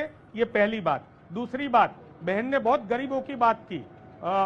एक गुजराती में बहुत अच्छा एक लिखा हुआ है, लीडरशिप के जवाब को, लीडरशिप का बताऊं, नहीं, मैं बता रहा हूँ, लीडरशिप का बता रहा हूँ। हमारे लोकशाही में हमारे 182 उम्मीदवार है, वो हमारे मुख्यमंत्री के उम्मीदवार है लोकशाही में। गुजरात की 6.5 करोड़ की जनता है, वो हमारे लिए मुख्यमंत्री का उम्मीदवार है। चलिए ठीक है, दूसरी बात, जवाब बहन का सवाल का छोटा सा जवाब देता हूँ। उनके लिए मैं एक चीज बोलना चाहता हूँ गुजराती में। देवड़ीए दंडाई छे चोर मुठी झाड़ना, छे गरीबोना कुबामा तेल टीपू धोईलू અને શ્રીમંતોની કબર પર तेलना जगह घीना दीवा थाई है। मतलब यहाँ पे जो गरीबों का मुद्दा है वो सब लोग भूल गए हैं। यहाँ पे बेरोजगारी का मुद्दा है वो सब लोग भूल गए हैं। ये टैक्स वाले भाई जो क्वेश्चन पूछ रहे हैं, मैंने यहाँ छोटा सा स्ट्रिंग किया, वो छात्र सांसद थे। इन बच्चे को पहले उन्होंने बोला कि मैं क्वेश्चन पूछने वाला हूँ। इन्होंने बोला कि अगर आप क्वेश्चन पूछोगे तो आप सब ताली बजाना। ये पूरा मैंने रिकॉर्ड किया है। अब यहाँ इतनी छोटी जगह में युवाओं में भी इतना पॉलिटिक्स भरा हुआ है, तो हम बाहर जाके पॉलिटिक्स की क्या बात कर सकते हैं? आप गलत चीज नोटिस करते हैं मंची। बात सिर्फ जोश भरने की थी, बात सिर्फ सवालों की थी। आपसे भी सवाल पूछे जाएंगे, सवाल बीजेपी से भी पूछे जाएंगे, और दोनों से ही सवाल पूछे जा रहे हैं। तो इसे मिस इंटरप्रेट ना करें तो ज्यादा बेहतर होगा। और भी बहुत सारे युवा हैं, वो भी आपसे सवाल करना चाहेंगे। हमारे साथ एनालिस्ट भी हैं। अजय जी, मैं आपके पास आऊं, उससे पहले 2 और सवाल हैं जिनके जवाब स्टूडियो से आपको मिलने वाले। सौरभ जी हाँ, कुछ और वर्गों के वोट शेयर की बात कर लेते हैं। रुझान किस ओर जाता हुआ दिखाई दे रहा है। दलित वोटर की अगर बात करें गुजरात में, तो आप देखेंगे कि यहां पर बीजेपी आगे है, कांग्रेस बहुत पीछे नहीं है। 47% वोट दलित समुदाय में बीजेपी की ओर रुझान रखता हुआ दिखाई दिया अपने सर्वे में हमें। कांग्रेस पार्टी को दलित समुदाय से 42% वोट मिलने के आसार हैं, आम आदमी पार्टी को 9% और अन्य को 2%। ये हम दलित समुदाय की बात कर रहे हैं। 47% वोट इसका बीजेपी को, 42% कांग्रेस को जा सकता है, और इसके अलावा 9% वोट आम आदमी पार्टी को मिल सकता है। तो इस पे यहां भी आप देखें बीजेपी आगे दिखाई दे रही है, और ये बड़ी मेहनत के साथ पिछले 8-10 वर्षों में किया गया काम है बीजेपी का, जो दलित समुदाय के बीच भी वो बढ़त बनाती हुई आपको दिखाई देती है। अब अगर बात करें सवर्ण हिंदू की, सवर्ण वोट की, जो बहुत सभी विश्लेषक मानते हैं कि बीजेपी को बहुत अच्छा वोट इनमें से मिलता है, तो आपको रिफ्लेक्ट करता हुआ दिखाई देगा हमारे सर्वे में भी। गुजरात के सवर्णों में 49% तक बीजेपी के लिए पॉजिटिव ट्रेंड है। 49% वोट इसका बीजेपी को मिल सकता है, कांग्रेस पार्टी को 40% सवर्णों का वोट हासिल हो सकता है, आम आदमी पार्टी को 10% और अन्य को 1%। ग्राफिक के जरिए भी देख लें तो सवर्णों में भारतीय जनता पार्टी पहली पसंद है 49% के साथ, कांग्रेस पार्टी 40% के साथ दूसरे नंबर पर, आम आदमी पार्टी 10% के साथ तीसरे नंबर पर, और अन्य 1% पर। अब इसके बाद हम उस वर्ग की बात कर रहे हैं जिसको लेकर बहुत चर्चाएं हैं, ये वोट बटेगा नहीं बटेगा। मुसलमान वोटर, लगभग 10% मुस्लिम वोटर गुजरात के अंदर हैं, और आप देखें बीजेपी को भी 12% मुस्लिम वोट हासिल हो सकता है, कांग्रेस पार्टी को 62%, आम आदमी पार्टी को 23% और अन्य को 3%। ये जो बीजेपी के अलावा बाकी 3 हैं, बहुत इंटरेस्टिंग होगा इसके बारे में हमारे एक्सपर्ट से बात करना। कांग्रेस पार्टी की ओर यह वर्ग एक मुश्त रुझान रखता था, लेकिन इस बार आम आदमी पार्टी इसमें बड़ी सेंध लगाती हुई दिखाई दे रही है। 23% मुस्लिम वोट गुजरात में आम आदमी पार्टी को मिल सकता है। और ये जो अन्य आप देख रहे हैं, इस अन्य में निर्दलीय भी है, छोटी पार्टियां भी हैं, और असदुद्दीन ओवैसी की पार्टी AIMIM भी है।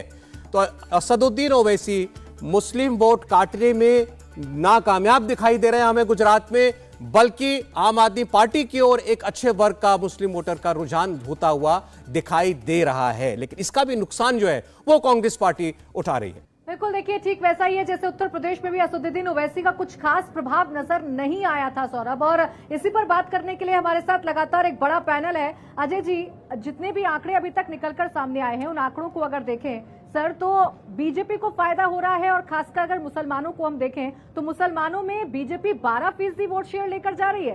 कांग्रेस और आम आदमी पार्टी के बीच में टक्कर नजर आ रही है। आम आदमी पार्टी 23% वोट शेयर उसका मुसलमानों में नजर आ रहा है। देखिए, आपका जो सर्वे है, मैं पिछले साल के चुनाव के साथ अगर इसको कंपेयर करूं तो सौराष्ट्र कच्छ में पिछली बार बीजेपी को 44.78% मिला था, जो इस बार आपके सर्वे में 47 मिल रहा है। मतलब बीजेपी को 2.2% का फायदा है और कांग्रेस को 45.5 मिला था, उसकी जगह 44 बता रहे हो। लेकिन पिछली बार सीट जो थी वो कांग्रेस को 30 मिली थी, बीजेपी को 23 मिली थी। इस बार बीजेपी को आप 30 दे रहे हो, कांग्रेस को 21 दे रहे हैं। मुझे लगता है काफी रियलिस्टिक जो है आपका ये सर्वे चल रहा है, इतना मुझे दिख रहा है। सौराष्ट्र के बाद अगर मैं सूरत की बात करूं, साउथ गुजरात की बात करूं, तो पिछली बार बीजेपी को 49.54 थे, इस बार आप 50% दे रहे हैं। मतलब बीजेपी को 0.6% का इजाफा है, वो भी मुझे रियलिस्टिक दिख रहा है। और पिछली बार कांग्रेस को 2017 के इलेक्शन में 38.52 थे, आप 38% दे रहे हैं। मतलब डिफरेंस कुछ ज्यादा नहीं है। पिछली बार बीजेपी को 25 सीट्स आई थी, इस बार आप 26 सीट दे रहे हैं। दोनों का अगर मैं मिला दूं तो 89 में से आप बीजेपी को 56 सीट दे रही है और बाकी 93 में से भी अगर यही परफॉर्मेंस रहा तो बीजेपी को 115 या 120 सीट्स आएगी टोटल। मतलब 99 से उसका परसेंटेज तो इंप्रूव आ रहा है। लेकिन आप देखिए कि नुकसान जो है वो भारतीय ट्राइबल पार्टी को है, जिसको पिछली बार 2 सीट मिली थी। और निर्णय ने बहुत सही बताया कि पिछली बार जो भारतीय ट्राइबल पार्टी का जो केजरीवाल के साथ जो गठबंधन की बात हुई थी वो नहीं हुआ। और सूरत में ये आम आदमी पार्टी को 3 सीट, मुझे लग रहा है ये करंज, कतारगाम, वराछा और ओलपाड वाला जो बेल्ट है, सूरत नॉर्थ, सूरत ईस्ट, उसको छोड़ के आम आदमी पार्टी मुझे कहीं नजर नहीं आ रही है। जहां तक मुस्लिम वोट का ताल्लुकात है, आपका एनालिसिस मुझे काफी सही लग रहा है, क्योंकि मुस्लिम्स को पता चल गया है गुजरात में कि ओवैसी जो है वो ग्रीन लोटस है। और इसलिए जैसे वेस्ट बंगाल में हुआ या उत्तर प्रदेश में हुआ, अभी ओवैसी को कोई ट्रस्ट नहीं करता है। बिहार में गोपालगंज में भी देख लिया कि वो वोट कटवा पार्टी थी। लेकिन जो आम आदमी पार्टी का 23% आप दे रहे हो, मुझे जो मैं गुजरात के मुसलमानों से बात कर रहा हूं, वो जब केजरीवाल को सवाल करते हैं कि सर आपने साहिनगंज में क्या किया, आपने निजामुद्दीन में क्या किया, आप तिस्ता सीतलवाड़ को अरेस्ट किया तब आप चुप क्यों थे, आप वो बिल्किस बानू रेपिस्ट को लोगों ने रेमिशन दे दिया तब आप चुप क्यों थे, वो खेड़ा मातर में जब फ्लॉगिंग हो रहा था तब आप चुप क्यों थे, और द्वारका में जब इलीगल कंस्ट्रक्शन, तो ये मुझे नहीं लगता है 23% केजरीवाल को मिलेगा। तो मुझे लगता है कि कांग्रेस के पास मुस्लिम वोट जाएगा और हिंदू वोट बैंक जो है वो बीजेपी का कंसोलिडेट होगा। तो आपके सर्वे से थोड़ी सी सीट बीजेपी को ज्यादा मिलेगी और कांग्रेस को मुस्लिम की मिलेगी। तो मुस्लिम जो है वो अपनी वोट बैंक में, कांग्रेस जो अपनी वोट बैंक में मुस्लिम को शामिल कर पाएगा, लेकिन उसका जो बुमरैंग, जो रिवर्स स्विंग है, उसका एडवांटेज भाजपा को मिलेगा। तो देखिए व्यास जी, सीधी सीधी बात यह है कि आपकी उपलब्धियां तो ठीक है, लेकिन आपका जो विपक्ष है वही आपको फायदा पहुंचा रहा है। जो वोट बैंक में बिखराव है उसी का सीधा फायदा आपको मिलता हुआ नजर आ रहा है। हमारा जो फायदा है वो हमारे कर्तृत्व से है। हमारा नेतृत्व कर्तृत्व से पनपता है। हमारे नेता जो बोलते हैं उनका वक्तृत्व में अपना कर्तृत्व होता है। जो बाकी की पार्टियां काम करती हैं उनका जो भी चयन होता है वहां पर तपश्चर्या नहीं है, और जहां तप नहीं है वहां तो वो तप को ढूंढते हैं, कहीं ना कहीं कोई अलग अलग बातें करते हैं। मैं 2 बात बताऊंगा, अब मेरे डेवलपमेंट के बारे में बताना चाहता हूं। मां नर्मदा का अवतरण गुजरात में जो नहीं हो रहा था, भाखड़ा नांगल और नर्मदा का दोनों की नींव साथ साथ में रखी गई थी। सालों तक नर्मदा योजना नहीं हुई। बाद में जाकर जब नरेंद्र भाई प्रधानमंत्री बने, 17 दिन में उनके लिए हमारा दरवाजे खुल गए। उनकी योजना के आज 115 डैम बांध सौराष्ट्र में जलों से भरे हुए हैं। उनकी मेन वजह है कि सौराष्ट्र में आज भरे हुए हैं। दूसरी बात बताई, लास्ट समय का वोट शेयर अजय भाई ने ठीक बताया। उनके बाद में पार्लियामेंट के इलेक्शन हुए, सभी सीट हम लोग जीत के आए, तो वो भी वोट शेयर की जब हम बात करते हैं वो भी साथ में बात होनी चाहिए। तीसरी बात, एम्स की हॉस्पिटल सौराष्ट्र में हुई। आयुष्मान भारत के लोग आयुष्मान भारत की योजना से पूरे भारत के लोग उनका लाभान्वित हो रहे हैं इस तरह से। और साथ में हम जरूर से बोलेंगे कि अस्मिता, गुजरात की अस्मिता का जहां भी कुठारा लगाते उतारते हैं तो वहां के उसके सामने यहां पर जवाब दिया गया है। मां पावागढ़ में मां महाकाली का शिखर पर 500 साल बाद आज ध्वज लहरा रहा है। बिरसा मुंडा यूनिवर्सिटी, बिल्किस बानो पर आप क्या जवाब देंगे? कांग्रेस के बारे में एक ही बात सवाल नहीं है मेरी बात पूर्ण करने दो मुझे। मैं एक बात बताऊंगा। कांग्रेस जब बोलती है विकास के सामने अलग अलग बात बोलती है, तभी मोरबी में हमारे प्रधानमंत्री जब संघ के स्वयंसेवक थे तभी जाके मोरबी उन्होंने कार्य किया। चलिए जनता से सवाल ले लेते हैं सर। मेरे सवाल का जवाब तो आप नहीं देंगे। ये बिल्किस बानो का सवाल जनता नहीं उठाया और बार-बार जनता उठा रही है। क्या सवाल है आपका? कहे काफिर, अल्लाह की मर्जी है। खुशी भट्ट। किससे सवाल है आपका? I need to ask all the parties that what will be the party will doing the purposes of education, health and infrastructure. तो ये एजुकेशन को लेकर सवाल है, हेल्थ को लेकर सवाल है, इंफ्रास्ट्रक्चर को लेकर सवाल है। और किसी का सवाल?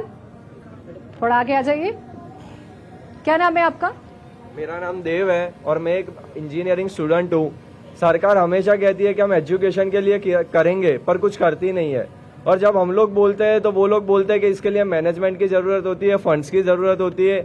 आपने 2700 करोड़ के खर्चे पे स्टैच्यू ऑफ यूनिटी बनवाया, लेकिन उससे अच्छा आप अगर एक अच्छा सिस्टम, एजुकेशन सिस्टम देते, स्कूल्स देते, लाइब्रेरी देते और जिम देते, तो हर एक, मैं कहता हूँ अहमदाबाद में ही, हर एक गुजरात में, हर एक जगह पे और हर एक घर में आपको एक एक सरदार पटेल और एक एक भगत सिंह देखने को मिलता।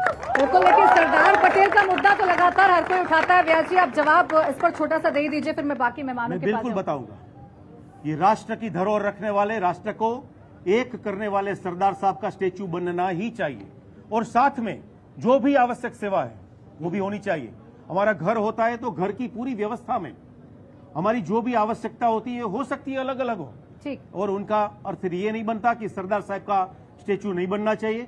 आज हम डंके की चोट पर कहते हैं कि सरदार साहब के स्टेच्यू के साथ में पूरा भारतवर्ष जुड़ा है। आज भारत की जो भूगोल है वो पूरी 100% सरदार साहब के सैल्यूट के साथ। ठीक है, ओपिनियन पोल को तो देखकर आप कम से कम कह सकते हैं। मनोज जी, मैं आ रही हूँ आपके पास सर। मनोज जी, जिस तरीके का ये ओपिनियन पोल आया और खासकर जो मुसलमान वोट बैंक का हम सवाल कर रहे हैं, उसमें बीजेपी 12% वोट बैंक मुसलमानों का उनको मिल रहा है, कांग्रेस को मिल रहा है और केजरीवाल 30% वोट लेकर जा रहे हैं। ये किस तरफ इशारा कर रहा है? नुकसान कर रहे हैं यानी केजरीवाल कांग्रेस को?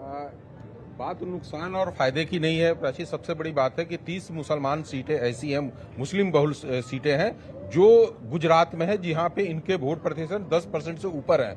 लेकिन देखिए, कांग्रेस और आम आदमी पार्टी दोनों की मैं बात करता हूं कि ये लोग इन 30 सीटें हैं उसमें मात्र अपने 3 मुसलमान, 6 कांग्रेस ने खड़ा किया और 3 आम आदमी पार्टी ने किया है। और 2012 के 2017 का भी देखेंगी तो दोनों विधानसभा में एक बार 3 मुस्लिम कैंडिडेट जीत कर आए, एक बार 2 कर आए। ये पूरी प्रपोर्शन जो बनता है, जो ये चीजें बनती हैं, उसमें यह है कि मुसलमान यहाँ का देखता है, चूंकि उस पुरानी घटना 2002 का हम उसको निकाल दे, 2000 पहले की निकाल दे, तो एक चीज ये दिखता है यहाँ पे कि मुसलमान जो है वो देखता है कि हिंदू वोट किधर जा रहा है और उस वोट के साथ अपने को जोड़कर वो अपनी कैंडिडेट को निकालता है। उसको पता है कि यदि मैं खड़ा हो जाऊं तो मेरे कोई भी या जितने लोग बैठे हैं वो सोचते हैं कि ये मुस्लिम है और इसके साथ हम वोट न अपना शेयर करें। तो यहाँ के मुसलमानों के पीछे जो वोट प्रतिशत है कितना भी कहीं भी बढ़ जाए वो अपने आप को नहीं। जहां तक इन लोगों ने ओवैसी की बात किया कि ये ज्यादा प्रभावी नहीं रहे, मेरा कहना है कि आम आदमी पार्टी को सबसे ज्यादा यदि यहाँ पे कमजोर कोई करेंगे तो ओवैसी करेंगे। उन्होंने 30 में से अभी जितने भी सीटें अनाउंस किया उसमें से 14 सीटें मुस्लिमों को अनाउंस किया है और ये वो मुस्लिम है जो मैसेज देंगे कि मैं मुसलमान के लिए खड़ा हूं। और ये जो नुकसान होगा ये कांग्रेस को भी नुकसान करेगा और आम आदमी पार्टी को करेगा। और लोग कह रहे हैं कि इसका असर बिहार के बाद दिखा नहीं है। मैं इन लोगों को बता दी, पश्चिमी उत्तर प्रदेश में 7 ऐसी सीटें थी जहां पे जितने ओवैसी ने वोट लाया था उतने ही से बीजेपी जीती है। बीजेपी और जो पार्टियां हैं, जो इनका मैनेजमेंट है, वो इतने प्रभावी तरीके से, इन फैक्टर्स को भी इनकार नहीं किया जा सकता। ये फैक्टर्स भी हैं जो इस चुनाव में महत्वपूर्ण भूमिका निभाएंगे। बात हमने मुसलमानों की कर ली, बात हमने सौराष्ट्र की कर ली, और भी बहुत सारे सवाल हैं और भी बहुत सारे ऐसे रीजन हैं जिनके सवालों के जवाब मिलना अभी बाकी है। Over to you Saurabh. जी हाँ, देखिए, अभी हमने जिन क्षेत्रों की बात की है वो पहले चरण में मतदान में जाने वाले हैं 1 तारीख को। अब दूसरे राउंड में 5 दिसंबर को उत्तर गुजरात की 32 सीटें और सेंट्रल गुजरात, मध्य गुजरात की 61 सीटों पर वोट पड़ने जा रहे हैं। ये जो जिले हैं अरावली, महसाना, बनासकांठा, पाटन, साबरकांठा, गांधीनगर, ये तमाम रीजन उत्तर और केंद्र में आते हैं। तो हम उत्तर गुजरात की बात पहले करेंगे जहां पर 32 सीटें हैं। वोट शेयर की पहले आपके सामने फिगर्स रखते हैं। तो उत्तर गुजरात की 32 सीटों में हमने सर्वे किया तो पाया कि बीजेपी को 49% वोट हासिल हो सकता है, कांग्रेस पार्टी को 43%, 43%, आम आदमी पार्टी को 3% और अन्य को 5%। बीजेपी और कांग्रेस कमोबेश यहां पर वही है जहां पिछले 2 क्षेत्रों में भी आपको दिखाई दिए, लेकिन यहां आम आदमी पार्टी का ग्राफ गिरता हुआ दिखाई देता है। डबल फिगर से वो सीधे 3% पर आकर गिरती हुई हमें दिखाई दे रही है। जब हम नॉर्थ गुजरात की 32 सीटों की बात करते हैं तो वोट शेयर आपके सामने, बीजेपी 49%, कांग्रेस 43%, आम आदमी पार्टी सिर्फ 3% और अन्य 5% वोट हासिल कर सकते हैं हमारे सर्वे के मुताबिक नॉर्थ गुजरात की इन 32 सीटों में। आइए इसको, इन 32 सीटों के वोट शेयर को सीटों में ही देख लेते हैं, अनुमान क्या कहता है हमारे सर्वे का। तो आप देखें बीजेपी और कांग्रेस बिल्कुल अगल बगल खड़ी हैं। 16-16 सीटें बीजेपी और कांग्रेस जीत सकती हैं। वोट शेयर में भले ही अंतर में बीजेपी का आगे दिखाई दे रही है, लेकिन सीटों में बिल्कुल बराबरी पर कांग्रेस खड़ी है 16 सीटों के साथ। बीजेपी भी 16 सीटों पर आगे बढ़त बनाती हुई दिखाई दे रही है। यहां पर अरविंद केजरीवाल का कोई असर दिखाई नहीं दे रहा, ना वोट में ना सीट में। 3% वोट, 0 सीटें, और अन्य को 5% वोट, एक भी सीट उनको भी नहीं। तो यहां नॉर्थ गुजरात में आप देख रहे हैं सीटों में बिल्कुल बराबरी पर खड़ी है कांग्रेस भारतीय जनता पार्टी के। सौराष्ट्र, कच्छ और उसके बाद दक्षिण गुजरात में पिछड़ने के बाद नॉर्थ में बिल्कुल कमबैक करता हुआ दिखाई देता है हमें कांग्रेस पार्टी का पूरा अमला, और बिल्कुल बराबरी पर आकर खड़ी हो जाती है। अब हम जब अगले रीजन की बात करेंगे, और वो सबसे बड़ा क्षेत्र है 61 सीटों वाला मध्य गुजरात, वहां पर देखना होगा क्या कांग्रेस पार्टी उतनी भरपाई कर पाती है बाकी 3 क्षेत्रों की कि वो बीजेपी को शिकस्त दे सके या उसके बहुत करीब जाकर खड़ी हो सके। तो नॉर्थ गुजरात में आप देख रहे हैं कमबैक कांग्रेस पार्टी का 16 सीटों के साथ। और एक बार ओवरऑल टैली पर भी अब नजर डाल लें, क्योंकि हम आपके सामने 4 में से 3 क्षेत्रों की बात कर चुके हैं। 121 सीटें जो हैं वो हम आपको बता चुके हैं किस ओर रुझान जाती है, उनका रुझान जाता हुआ दिखाई दे रहा है। 72 सीटों पर भाजपा, 43 पर कांग्रेस और 6 पर आम आदमी पार्टी। 72 सीटों पर इस वक्त आगे दिखाई दे रही है। आपको बता दें 92 सीटों पर वो मैजिक फिगर है जिस पर सरकार बनती है। तो उस जादुई आंकड़े से हमारे सर्वे के मुताबिक अभी जब हमने मध्य गुजरात की बात भी नहीं की है, 61 सीटों की 20 सीटें केवल पीछे भारतीय जनता पार्टी में खड़ी नजर आ रही है उस फुल मेजॉरिटी के साथ दोबारा 27 साल के बाद सरकार में आने के लिए। प्राची,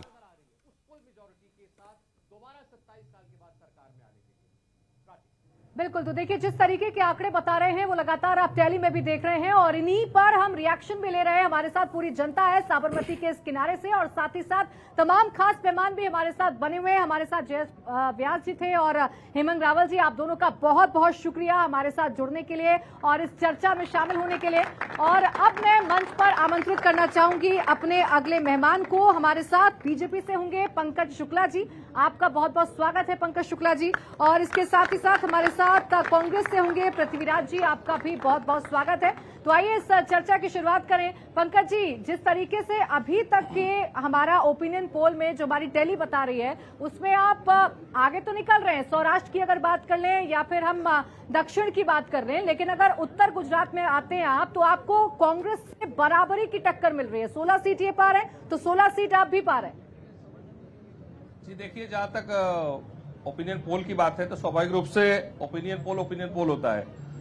8 तारीख को सारे आंकड़े खुलेंगे, उस समय भारतीय जनता पार्टी जिस प्रकार से अब एक ऐतिहासिक बढ़त की तरफ बढ़ेगी, ऐतिहासिक सीटों की तरफ बढ़ेगी, क्योंकि बट नेचुरल है कि एक बार जो सर्वे होते हैं वो कितने, उसका सैंपल साइज क्या है, उसमें कितने लोगों को समावेश किया गया, किस प्रकार के लोगों को पूछा गया, उसके आधार पर होता है।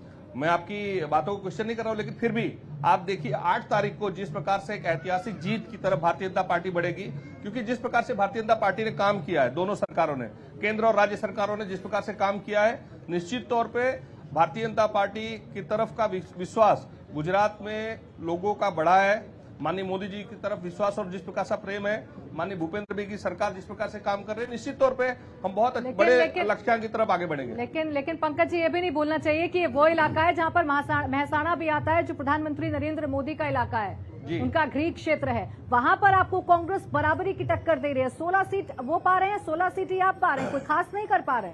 जी, मैं वही बताना चाहता हूँ कि पिछली बार भी इस प्रकार का परसेप्शन लोगों ने बनाया था कि भी महसाणा में और उसके अगल बगल के जिलों में थोड़ा प्लस माइनस रहेगा, लेकिन जिस प्रकार से आपने देखा होगा इतने सारे प्रश्नों के बावजूद जिस प्रकार से हमने पिछली बार सीटें प्राप्त की, तो उससे काफी अच्छी तरह से बढ़त इस बार मिलेगी। इस प्रकार से मैंने फिर से बता रहा हूं कि जिस प्रकार से लोगों का विश्वास बढ़ा है, जिस प्रकार से हमने डबल इंजन सरकार ने हमारी काम किया है, और केंद्र सरकार, राज्य सरकार और माननीय मोदी जी, माननीय भूपेंद्र भाई की सरकार जिस प्रकार से परफॉर्म कर रही है, जिस प्रकार से काम कर रही है, निश्चित तौर पे हम बहुत बड़े लक्ष्यांक की तरफ आगे बढ़ेंगे और ऐतिहासिक जीत भारतीय जनता पार्टी उत्तर गुजरात में भी प्राप्त करेगी। चलिए ठीक है पृथ्वीराज जी, आपको बाकी रीजन से तो पता नहीं, लेकिन उत्तर गुजरात से आपको जरूर थोड़ी सी मुस्कुराने वाली खबर सामने आ रही है। आप पूरी बराबरी की टक्कर दे रहे हैं, 16-16 दोनों ही पा रहे हैं 32 सीटों में से। मैम, जिस तरह से आपने सर्वे की बात की, मुझे नहीं पता क्या मेथोडोलॉजी है, क्या नंबर्स है, क्या सैंपल साइज है, पर खास करके मुझे गुजरात की जनता पे विश्वास है। गुजरात की जनता ने ये जो डबल इंजन की बात कर रहे थे, उसका जो एक इंजन था उसको पूरा बदल देना पड़ा कोरोना के बाद। चुनाव आए, टिकट देने की बात हुई तो 5 छोटे छोटे मंत्री के तौर के इंजन थे, उसको भी बदल देना पड़ा। उसके साथ साथ जब बड़ा इंजन रैली में निकलता है तो छोटे इंजन को गाड़ी में भी नहीं बैठने दिया गया, वो भी देखा है। गुजरात की जनता ने यहाँ पे 27 साल का इनका कुशासन देखा है। कुशासन में गुजरात की जनता ने यह भी देखा है कि किस तरह मोरबी में घड़ी बनाने वाली कंपनी को ब्रिज का काम दे दिया जाता है, किसके हवाले से उस ब्रिज को खोला जाता है, कौन आदेश करता है, और उस बड़ी दुर्घटना में इतना बड़ा करप्शन कांड, कमीशन और करप्शन का कांड जो भाजपा के शासन में हुआ, और जेल में किसको डाला जाता है? टिकट चेकर को डाला जाता है। जनता ने सवाल पूछा था कि मोरबी में जब घटना हुई तो डाला जाता है? आपके कार्यकर्ता कहाँ थे? यही जनता सवाल पूछ रही है पृथ्वीराज जी, ये सवाल जनता का सवाल है, वही आपके माध्यम जनता ही सवाल पूछ रही थी। जनता ये भी सवाल पूछ रही है कि आपकी लीडरशिप क्या है गुजरात की में। हिम्मत है, जितने सवाल पूछेगी उसके जवाब देंगे। प्रजा भी चाह रही है कि प्रधानमंत्री भी एक प्रेस कॉन्फ्रेंस कर ले, आप उनसे भी सवाल पूछ ले, उनसे भी सवाल जवाब हो जाए। हम तो तैयार है आपके बीच में आके बैठे और पूछते रहते हैं सवाल आप, और उसके जवाब भी हम देते हैं, उससे डरते नहीं है। पर यह बात इसलिए होती है कि गुजरात में जब 40 लाख शिक्षित युवा बेरोजगार है और वो सरकारी भर्ती प्रक्रिया की ये मेहनत करता है, वो गांव से आता है या हॉस्टल में रहता है और मेहनत करके जब एग्जाम देने जाता है तब उसे पता चलता है कि उसका पर्चा लीक हो गया, एग्जाम का पेपर लीक हो गया। तलाटी यानी जिसे पटवारी की भर्ती कहते हैं, उसमें पटवारी की भर्ती में 23 लाख शिक्षित युवा फॉर्म भरते हैं, पीएचडी कक्षा के युवा फॉर्म भरते हैं। आज ये परिस्थिति गुजरात की है।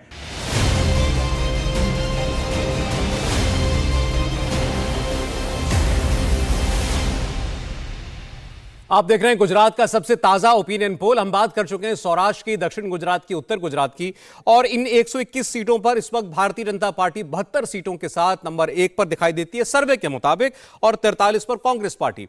अब बात करते हैं, अगर हमारी आबादी का आधा हिस्सा यानी महिला वोटर की हम बात करें तो महिला वोटर किस ओर रुझान रख रही है? गुजरात के चुनाव में बीजेपी दावा करती है कि उसकी तमाम योजनाओं का पहला लाभ महिलाओं को मिलता है। सर्वे में 55% तक महिला वोटर बीजेपी की ओर रुझान रखते हुए दिखाई देती है, 32% कांग्रेस की ओर, 10% को आम आदमी पार्टी में उम्मीद दिखाई देती है, और अन्य को 3% महिला वोटर पसंद करती है। तो महिलाओं के बीच में भारतीय चुनाव में जाने के लिए भारतीय जनता पार्टी पहली पसंद 55% वोटों के साथ दिखाई दे रही है हमें अपने सर्वे के अंदर। अब आप बात करें फर्स्ट टाइम वोटर की, हर चुनाव में, हर 5 साल में जब इलेक्टोरल रोल्स रिवाइज होते हैं तो उसमें लाखों पहली बार वोट डालने वाले मतदाता भी होते हैं। वो नौजवान होते हैं जो 18 साल की उम्र या जो 18 साल से कम उम्र में पिछले साल वोट नहीं दे पाए थे, इस बार दे रहे हैं। ऐसे फर्स्ट टाइम वोटर में बीजेपी को लेकर के एक पॉजिटिव सेंटिमेंट दिखाई देता है। बीजेपी को 47% तक पहली बार वोट करने वाला युवा पसंद कर रहा है। कांग्रेस पार्टी को 32% तक इस युवा वर्ग के अंदर बढ़त हासिल दिखाई देती है। आम आदमी पार्टी को, अरविंद केजरीवाल को, जो सबसे नई पार्टी है गुजरात के अंदर, उसको 15% तक पहली बार वोट करने वाला पसंद कर रहा है, और अन्य को 6% वोटर। अब बात करते हैं हम ग्रामीण वोटर की। हमेशा कहा जाता है बीजेपी शहरी पार्टी है, कांग्रेस पार्टी गांव में अच्छा करती है, गुजरात में खासतौर पर ये बात दोहराई जाती है।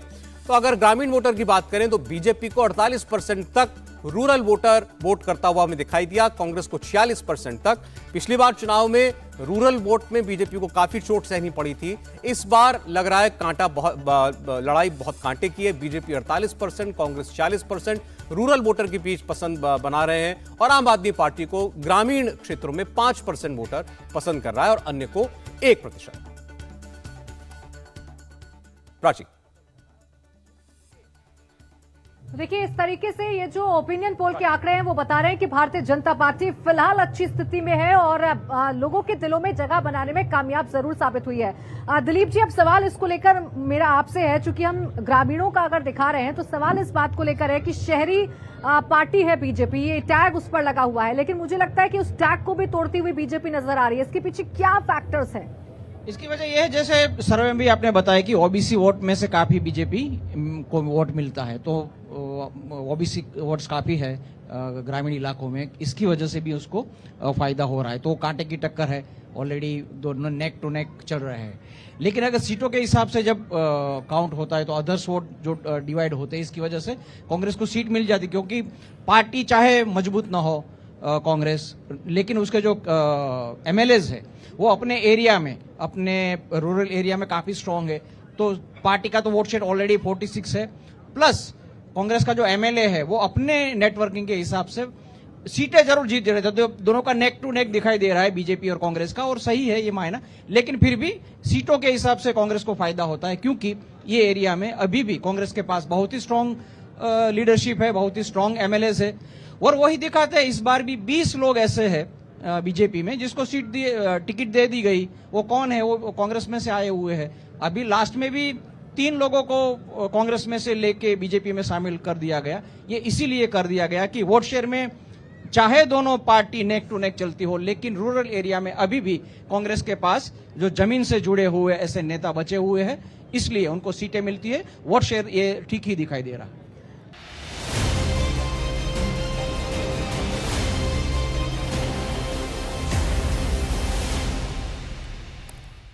आप देख रहे हैं गुजरात का ओपिनियन पोल, और सीधे हमारे साथ अहमदाबाद के रिवर फ्रंट से साबरमती नदी के किनारे से भी मेहमान और बहुत सारे ऑडियंस जुड़ी हुई है।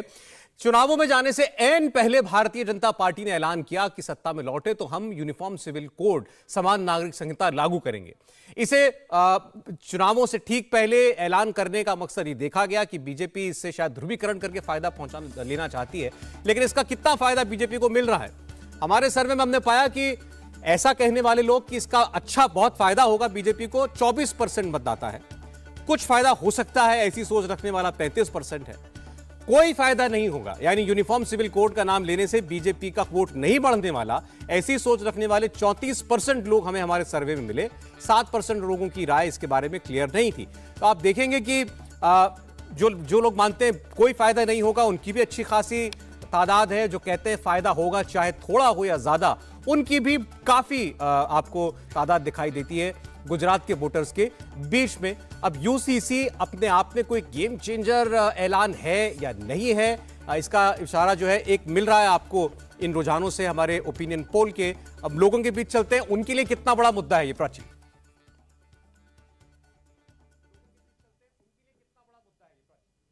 बिल्कुल, देखिए इसे जरूर समझेंगे कि ये कितना बड़ा मुद्दा है और लोग क्या कह रहे हैं, क्योंकि यूसीसी एक ऐसा मुद्दा है जिसे ठीक चुनाव से पहले इंट्रोड्यूस किया गया। हमारे साथ तमाम खास मेहमान भी हैं, उनसे बात करेंगे। प्रशांत जी, ये जो यूसीसी का मुद्दा है जिसको लेकर ये लगातार कहा जा रहा था कि भारतीय जनता पार्टी को इससे फायदा होगा, जो आंकड़े हैं वो इस तरफ इशारा कर रहे हैं कि बहुत फायदा हो। जनता कह रही है सिर्फ 24%, थोड़ा फायदा 35%, और फायदा नहीं ये कहने वाले भी 34% लोग हैं। तो मिक्स्ड रिएक्शन इसके समझ में आ रहे हैं। नहीं, डेफिनेटली मिक्स रिएक्शन है, और मेरा पर्सनल ओपिनियन भी ऐसा है कि इसमें कोई फायदा या ध्रुवीकरण नहीं होता है। आप मेरे साथ आइए, चारों 4 जोन में जो महानगर पालिका से 30 किलोमीटर दूर के हर एक असेंबली में मैं आपको ले जाऊं। बहुत छोटी छोटी अपेक्षाएं होती है जनता की। हमारे यहाँ अच्छा बस स्टैंड नहीं है, ब्यूटिफिकेशन नहीं है, हमारे यहाँ अस्पताल नहीं है, अस्पताल है तो उसके स्टाफ नहीं है, अगर थोड़ा बहुत स्टाफ है तो उसके अंदर एडवांस मेडिकल इक्विपमेंट नहीं है, हमारे यहाँ स्कूल अच्छा नहीं है, स्कूल का कैंप बिल्डिंग अच्छा नहीं है, क्लासरूम कम है, प्रिंसिपल नहीं है। तो ये लेवल की ही अपेक्षा है। यूसीसी तो बहुत बड़ी बात हो गई, मतलब वो लेवल पे सोचना वो मैटर ही नहीं करता यहाँ पर। तो ये छोटी छोटी चीज तो 27 साल की एक पार्टी का शासन और गुजरात 1960 से बना है। आज की तारीख में भी हम ये इसके ऊपर चर्चा करेंगे, शिक्षा, आरोग्य, रोड इंफ्रास्ट्रक्चर, पानी नहीं आ रहा है, किसानों के प्रॉब्लम, तो अभी भी मतलब ऐसा मान लेते हैं कि गुजरात बहुत पीछे है। अभी ये दोनों पार्टी को देखना है कि गुजरात को कहां ले जाना है। यूसीसी ठीक है, इलेक्शन के पहले डिक्लेयर करना, थोड़ा बहुत मतलब 1-2% का स्विंग ले लेना, जो हिंदुत्व के मुद्दे पे जो वोट करता है, जो 5 से 60% भी नहीं है, तो वो स्विंग वोटर इसके ऊपर सोच सकता है। बट इतना फर्क सीटों में आ जाना वो वाली बात नहीं। अच्छा, हमारे साथ जनता भी है जो मुझे लगता है इस पर जरूर जवाब देना चाहेगी। कोई बोलना चाहेगा यूनिफॉर्म सिविल कोड को लेकर, आखिर क्या है? इधर से कोई हाथ उठा रहा था, यूनिफॉर्म सिविल कोड का कोई फर्क पड़ेगा इस पर? जी, मुझे लगता है कि बिल्कुल यूनिफॉर्म सिविल कोड का फर्क पड़ेगा, बिकॉज हमारे युवाओं में भी काफी चर्चा रही है यूनिफॉर्म सिविल कोड की, और लोगों का मानना है कि it is something that has to be done, right? So definitely there will be a difference, so that's it. तो देखिए, जनता तो ये कह रही है। मैं आपके पास आऊंगी अजय जी, इससे पहले स्टूडियो एक बार फिर से चल लेते हैं। वहां पर क्या कुछ और हम खुलासे करने वाले, क्या सवालों के जवाब हमें मिलने वाले? सौरभ, आपके साथ जो ऑडियंस है वो भी, और साथ ही जो एक्सपर्ट्स का पैनल है, बहुत कुछ बताने के लिए उनके पास और कहने के लिए भी। मैं जल्दी से 3 और सवाल जो हमने सर्वे में पूछे वो रख रहा हूं, फिर आप उनसे बात कीजिएगा। प्राची, आम आदमी पार्टी को लेकर जो चर्चाएं हैं, तो सीधा हमने लोगों से पूछा कि आम आदमी पार्टी के बारे में वो क्या सोचते हैं, क्या वो अच्छा परफॉर्म करेगी इस चुनाव में? तो 60% लोगों का कहना था कि कोई खास परफॉर्मेंस अरविंद केजरीवाल की गुजरात में नहीं दिखेगी। यह सवाल भी था कि क्या आप वोट काटने वाली पार्टी मानते हैं अरविंद केजरीवाल की पार्टी को? 31% लोगों ने इसके जवाब में हां कहा, यानी 31% लोगों को लगता है केजरीवाल यहां केवल नुकसान पहुंचाने आए, अपने लिए कुछ खास कमाएंगे ऐसा नहीं है। 2% लोगों ने यहां तक माना कि केजरीवाल अपनी सरकार भी बना सकते हैं। 7% लोगों की इस पर कोई राय नहीं थी। तो आप देखें, एक बहुत बड़ा वर्ग है 90% के ऊपर, जो या तो मानता है कि अरविंद केजरीवाल की पार्टी का कोई खास असर नहीं होने वाला, या असर है भी तो केवल इतना कि वो दूसरी बड़ी पार्टियों का वोट काट सकते हैं। अब बात करते हैं एंटी इनकम्बेंसी की। जहां कोई भी पार्टी किसी भी राज्य में, प्रदेश में 27 साल सत्ता में हो, तो एंटी इनकम्बेंसी की बात करना लाजमी ही है। यहां सवाल कैसे गढ़ा गया वो देखिए। आप नाराज हैं और बदलाव चाहते हैं, 34% लोगों ने इसका जवाब हामी दिया। दूसरा सवाल है, नाराज हैं लेकिन वोट बीजेपी को करेंगे, 48% लोगों ने इसका जवाब हामी दिया, यानी नाराजगी भी है लेकिन पसंद फिर भी बीजेपी है। या आप कह लें कि there is no other alternative, वो मानते हैं किसी और को वोट नहीं देना चाहते, भले ही बीजेपी से नाराज भी हो, लेकिन कोई विकल्प नहीं है इसलिए बीजेपी के पास जाएंगे। बीजेपी से खुश हैं ऐसा कहने वाले 16% लोग मिले हैं, और कह नहीं सकते ये 2% लोगों ने कहा है। तो आप देखें, जो पहले 2 धड़े हैं, बदलाव चाहने वाले बीजेपी से नाराजगी के बाद बीजेपी की सरकार से 34%, 48% भी नाराज ही हैं, लेकिन वो समझते हैं कि दूसरा कोई और बेहतर विकल्प उनके सामने नहीं है। और इसमें कांग्रेस पार्टी भी शामिल है, आम आदमी पार्टी भी शामिल है। 48% लोग अपनी कुछ ना कुछ नाराजगी के बावजूद भी बीजेपी को वोट देते हैं। इससे आपको ये 27 साल की कंटिन्यूटी भी कुछ हद तक समझ में आएगी। भूपेंद्र पटेल को ज्यादा समय नहीं मिला कामकाज करने का। उनका जैसे केंद्र से नरेंद्र मोदी जी ने पूरी सरकार बदल दी, समेत कैबिनेट और मुख्यमंत्री। अब भूपेंद्र पटेल का काम जितना भी देखा कैसा लगा? बेहतर काम है, 30% लोगों ने कहा। औसत काम है, एवरेज 39% लोगों ने कहा।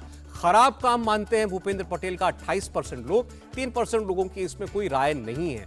तो आप देखें तो पासिंग मार्क्स और ग्रेस मार्क्स के साथ आप 79% पहले 2 जो धड़े हैं, बेहतर और औसत वाला, उसमें भूपेंद्र पटेल की छवि जो है वो एक बेहतर छवि, या कम से कम कोई नुकसान नहीं है उनके चेहरे से बीजेपी को, ऐसा आप मान सकते हैं। प्राची,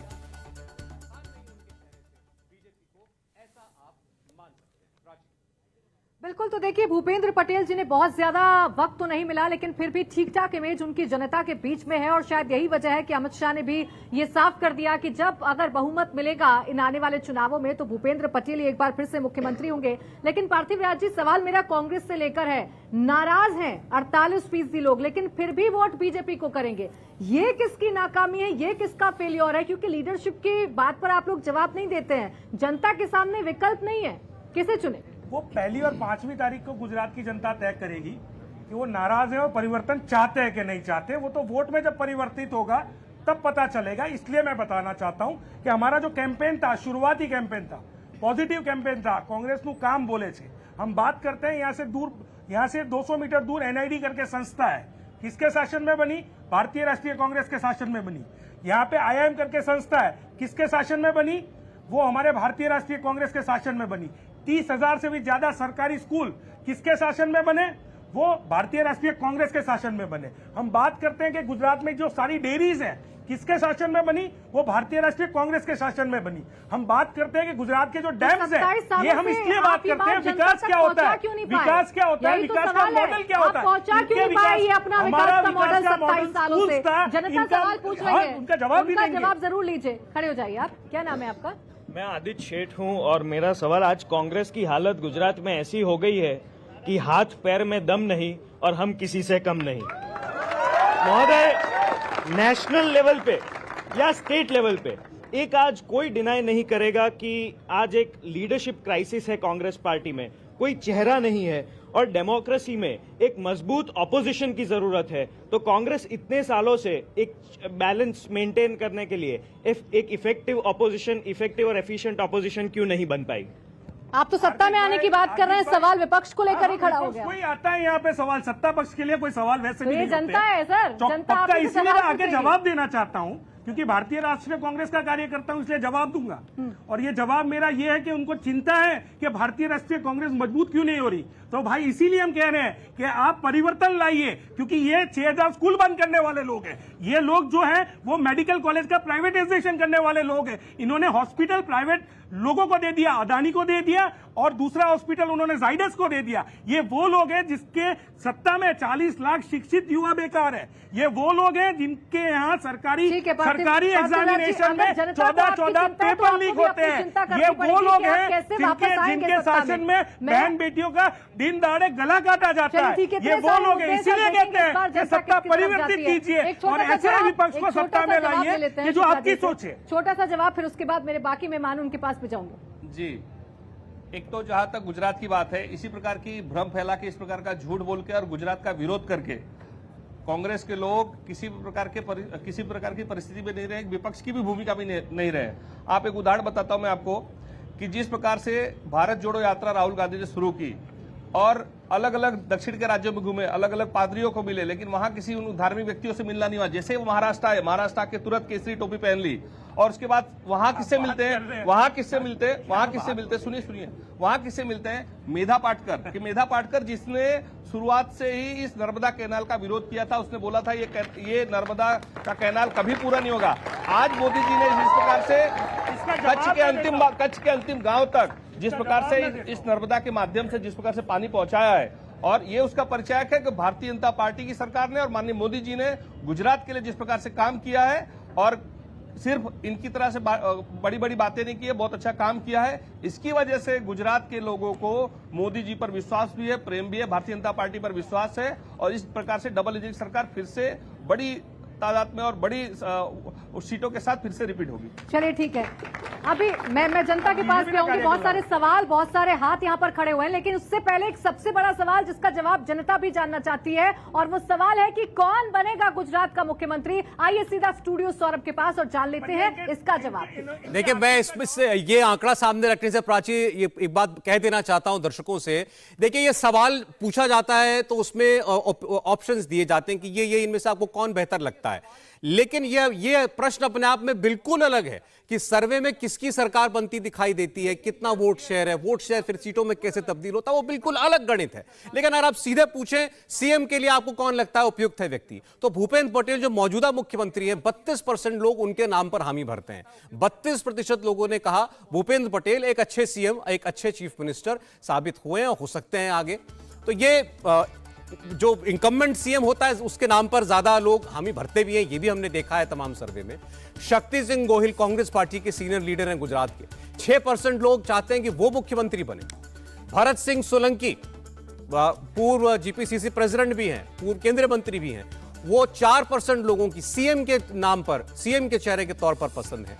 ईसुदान गढ़वी जो अभी अभी आम आदमी पार्टी के चेहरे घोषित किए गए हैं और वो एक टीवी पत्रकार थे हमारी तरह, 7% लोग उनका नाम लेते हैं। तो ये अगर प्रमुख चेहरों की हम बात करें तो कांग्रेस पार्टी के दो सबसे बड़े चेहरे, अनुभवी चेहरे, उनसे ज्यादा पसंद ईसुदान गढ़वी की नजर आ रही है और सबसे आगे नजर आ रहे हैं खड़े हुए भूपेंद्र पटेल। प्राची, बिल्कुल, भूपेंद्र पटेल 32% लोगों की पसंद है। अजय जी, इस पर मैं आपसे सवाल करना चाहूंगी। भूपेंद्र पटेल को बेशक कम समय मिला हो, लेकिन जितना भी समय उनको मिला, उन्होंने कम से कम इतनी छवि तो अपनी बना ली कि जब उनसे ऑप्शंस जनता से पूछे गए तो भूपेंद्र पटेल ही अभी भी पहली पसंद है जनता की। ऑब्वियस है, देखो गुजरात में भारतीय जनता पार्टी चुनाव जीतती हुई नजर आ रही है, इसमें किसी को कोई शक नहीं है, आपके सर्वे भी ये बता रहे हैं। दूसरा, प्राइम मिनिस्टर नरेंद्र मोदी और अमित भाई, प्राइम मिनिस्टर तो अपने हर एक स्पीच में कहते हैं कि डबल इंजन की सरकार आनी चाहिए।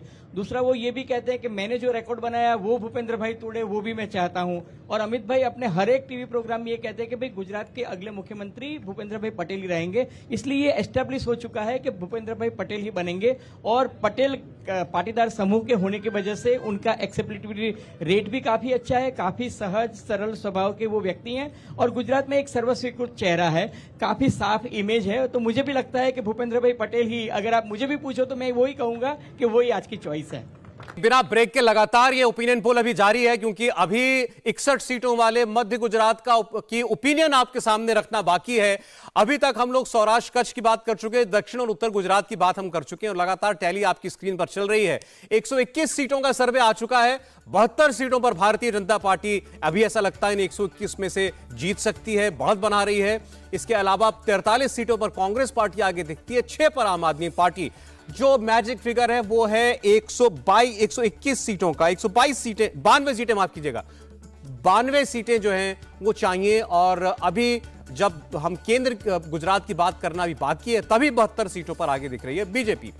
जल्दी से एक रिकैप आपके लिए करते हैं, सौराष्ट्र की बात करते हैं। कच्छ सौराष्ट्र में हमारे सर्वे में क्या वोट दिखाई दिया किस पार्टी के लिए और कितनी सीटें उस वोट से तब्दील हो सकती हैं, आपके सामने रखते हैं। सबसे पहले सौराष्ट्र के आंकड़े। सौराष्ट्र 54 सीटों वाला क्षेत्र है। सौराष्ट्र में आज प्रधानमंत्री नरेंद्र मोदी भी हैं और कल भी इस इलाके में वो रहने जा रहे हैं। 54 सीटों में से 30 बीजेपी जीत सकती है, हमारे सर्वे में ऐसा अनुमान है। 21 सीटों पर भारतीय जनता पार्टी कांग्रेस पार्टी बढ़त बना सकती है। 3 सीटें यहां पर आम आदमी पार्टी भी जीत सकती है और अन्य को फिलहाल कोई सीट मिलती सौराष्ट्र से नहीं दिखाई दे रही है। 21 कांग्रेस, 30 भारतीय जनता पार्टी, 3 आप पार्टी और 0 अदर्स, अन्य। तो ये आपके सामने सौराष्ट्र की सीटों का जो गणित है, जो आंकलन है, वो है। अब दक्षिण गुजरात की हम बात कर लेते हैं। दक्षिण गुजरात में 35 सीटें हैं। ये वो इलाका है जहां सूरत भी आता है और यहां आप देखें तो बीजेपी 35 में से 26 सीटें निकाल सकती है, ऐसा हमारा अनुमान है आज की तारीख में। कांग्रेस पार्टी 6 सीटें जीत सकती है। एक बहुत बड़ा गैप आपको दिखाई देगा बीजेपी और कांग्रेस के बीच में। दक्षिण गुजरात में 3 सीटें आम आदमी पार्टी को यहां भी मिल सकती हैं और यही वो रीजन बताया जाता है सूरत और आसपास के इलाकों का जहां आम आदमी पार्टी का जो भी सबसे बड़ा जनाधार है वो है। तो दक्षिण गुजरात की 35 सीटें, 26 बीजेपी, 6 कांग्रेस और 3 आम आदमी पार्टी। अब अगर 32 सीटों वाले उत्तर गुजरात की अगर बात करें तो उत्तर गुजरात का ट्रेंड आपके सामने आ रहा है। अब 16 सीटें बीजेपी जीत सकती है, 16 ही सीटों पर हमें कांग्रेस पार्टी के जीतने के आसार नजर आते हैं। यहां पर अरविंद केजरीवाल खेल में नहीं दिखाई देते, उनकी पार्टी नहीं दिखाई देती। 0 सीटें और अन्य भी 0 पर। तो यहां बिल्कुल बराबरी का मामला दिखाई दे रहा है बीजेपी और साथ साथ कांग्रेस पार्टी के लिए। और इसी के साथ अब ये 3 क्षेत्र आप जोड़ लेते हैं तो 121 सीटों का ट्रेंड आपके सामने आ चुका है हमारे ओपिनियन पोल का। कुल 182 सीटों की विधानसभा है, 92 सीटें चाहिए वो जादुई आंकड़ा छूना जिस पर सरकार बनती है, जो 27 साल से बीजेपी मैनेज करती आ रही है। तो आप देखें वहां तक पहुंचती है कि नहीं बीजेपी 121 में से, लेकिन 72 सीटों पर भारतीय जनता पार्टी हमें इस वक्त आगे दिखाई दे रही है। 43 पर आगे दिखाई दे रही है कांग्रेस पार्टी और 6 पर आम आदमी पार्टी हमें बढ़त बनाए हुए दिखाई देती है अभी तक। लेकिन वो मध्य गुजरात की 61 सीटें किस ओर ले जा रही हैं इस इलेक्शन को, आपके सामने वो नतीजा हमारे ओपिनियन पोल का आना अभी बाकी है। तो अब थोड़ी देर में बस आपके सामने हम रखने जा रहे हैं गुजरात के केंद्रीय गुजरात का जो क्षेत्र है वो कितना वोट किसकी ओर झुका हुआ हमें दिखाई दे रहा है। लेकिन उससे पहले एक बार फिर आपको बता दें, मुस्लिम वोटर को लेकर बहुत चर्चा होती है। बीजेपी पर आरोप लगते हैं ध्रुवीकरण की कोशिश के, अपने बयानों में, अपने पॉलिसियों में। आप देखें 10% वोटर जो गुजरात का मुसलमान है वो किस ओर झुकता दिखाई देता है। उसमें 12% तक बीजेपी के लिए भी पॉजिटिव सेंटिमेंट है। इतना शायद पूरे देश में नहीं मिलता है देखने को कहीं और, लेकिन 12% मुसलमान वोटर बीजेपी को गुजरात में वोट कर सकता है। 62% कांग्रेस को, 23% आम आदमी पार्टी को। एक बड़ा चंक इस मुस्लिम वोट का वो आम आदमी पार्टी की तरफ भी जाता हुआ हमें दिखाई दे रहा है और ये कांग्रेस का नुकसान है।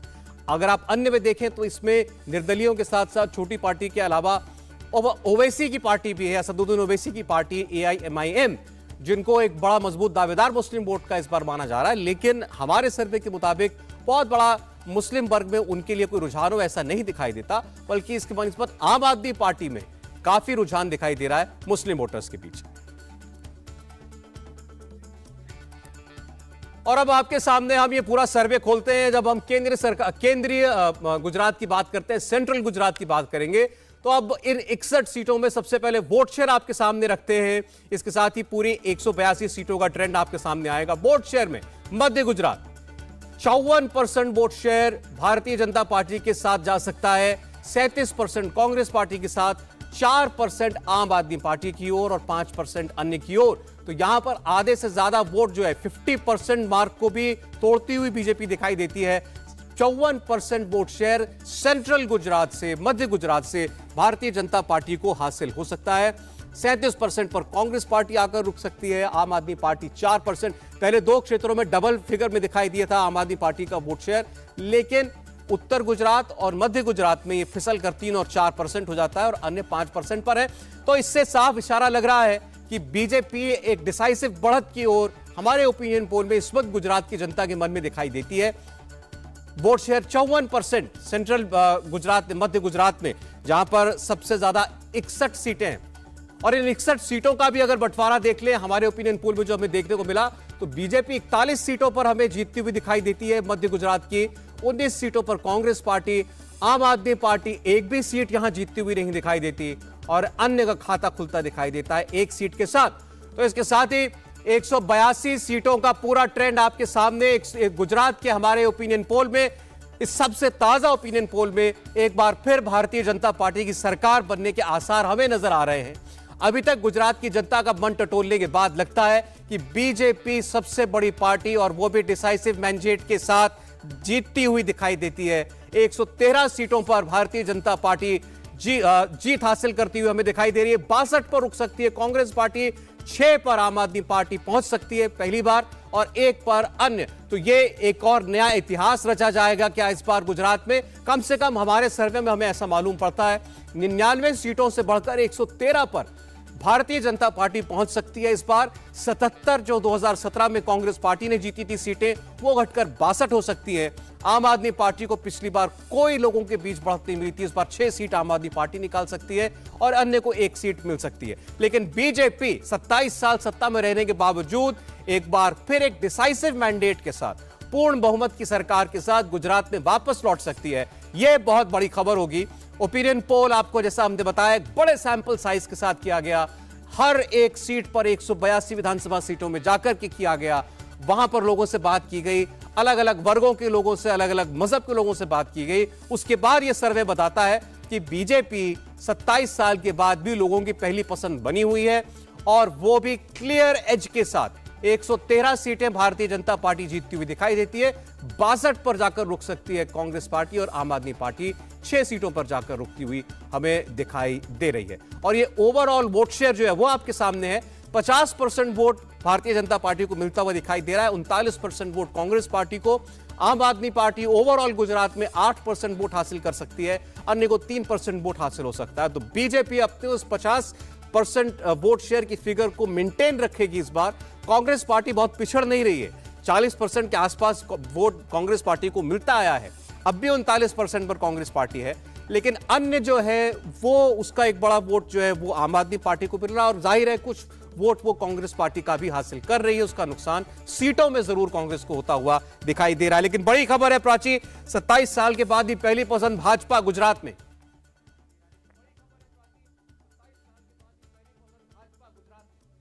बिल्कुल, देखिए बड़ी खबर है। ओपिनियन पोल के मुताबिक तो कम से कम ये कहा जा सकता है कि गुजरात में एक बार फिर से भारतीय जनता पार्टी इतिहास रच रही है और 113 सीटें बीजेपी को मिल सकती हैं। सीधा मेहमानों का हम रुख करेंगे। अजय जी, सवाल यही है कि चाहे एंटी इनकम्बेंसी हो, क्योंकि 27 साल से सरकार है, नाराजगी भी है, लेकिन उसके बावजूद फिर से रिपीट कर रही है और जो पिछले चुनाव हुए थे उससे बेहतर स्थिति में है। 113 सीटें बीजेपी लेकर आ रही है।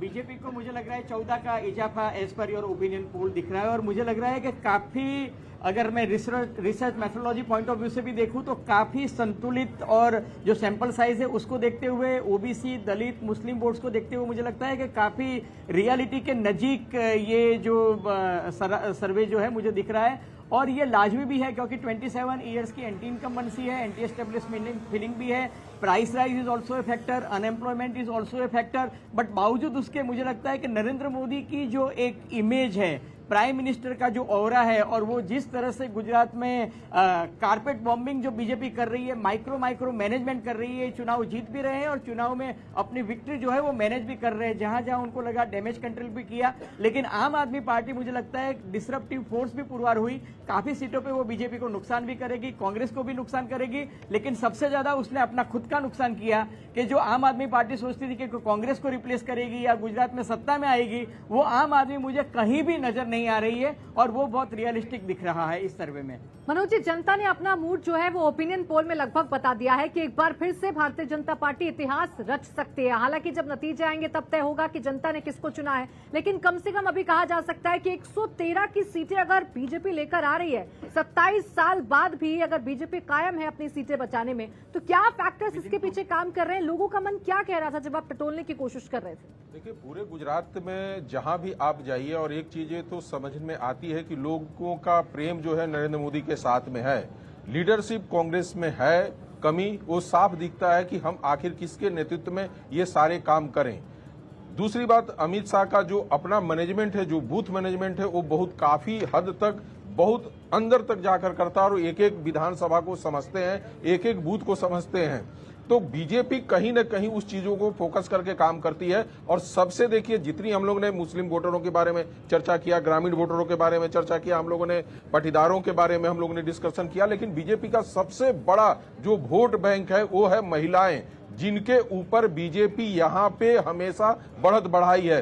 पिछली बार 99 पे बीजेपी टिकी थी, उसमें से 3.5% पिछले बार महिलाओं का वोट कम हुआ था और बीजेपी की सीटें भी घटी थी। तो जिन महिलाओं के ऊपर बीजेपी ने दाव लगाता है और उनके लिए वोटर लगता है, वो आमतौर से दिखता नहीं है, लेकिन यहाँ की महिलाएं हमेशा बीजेपी के साथ खड़ी रही हैं और बीजेपी को वोट किए हैं। तो बीजेपी इस बार भरसक कोशिश कर रही है कि महिलाओं को अपने साथ जोड़े, जो जुड़े हुए हैं। 4,80,000 इस बार नए वोटर आए हैं, युवा वोटर आए हैं, जो जिनकी पसंद यदि आप देखेंगे तो बीजेपी के पास है। उनको लगता है कि भविष्य में यदि हमारे लिए कोई अच्छा बेहतर काम कर सकता है तो बीजेपी कर सकती है, चाहे केंद्र में हो या यहाँ गुजरात की है। गुजरात के लोगों में सबसे अच्छी चीज क्या देखने में मिलती है, वो चीजों को सुनते हैं और समझते हैं और उसके हिसाब से वोट करते हैं।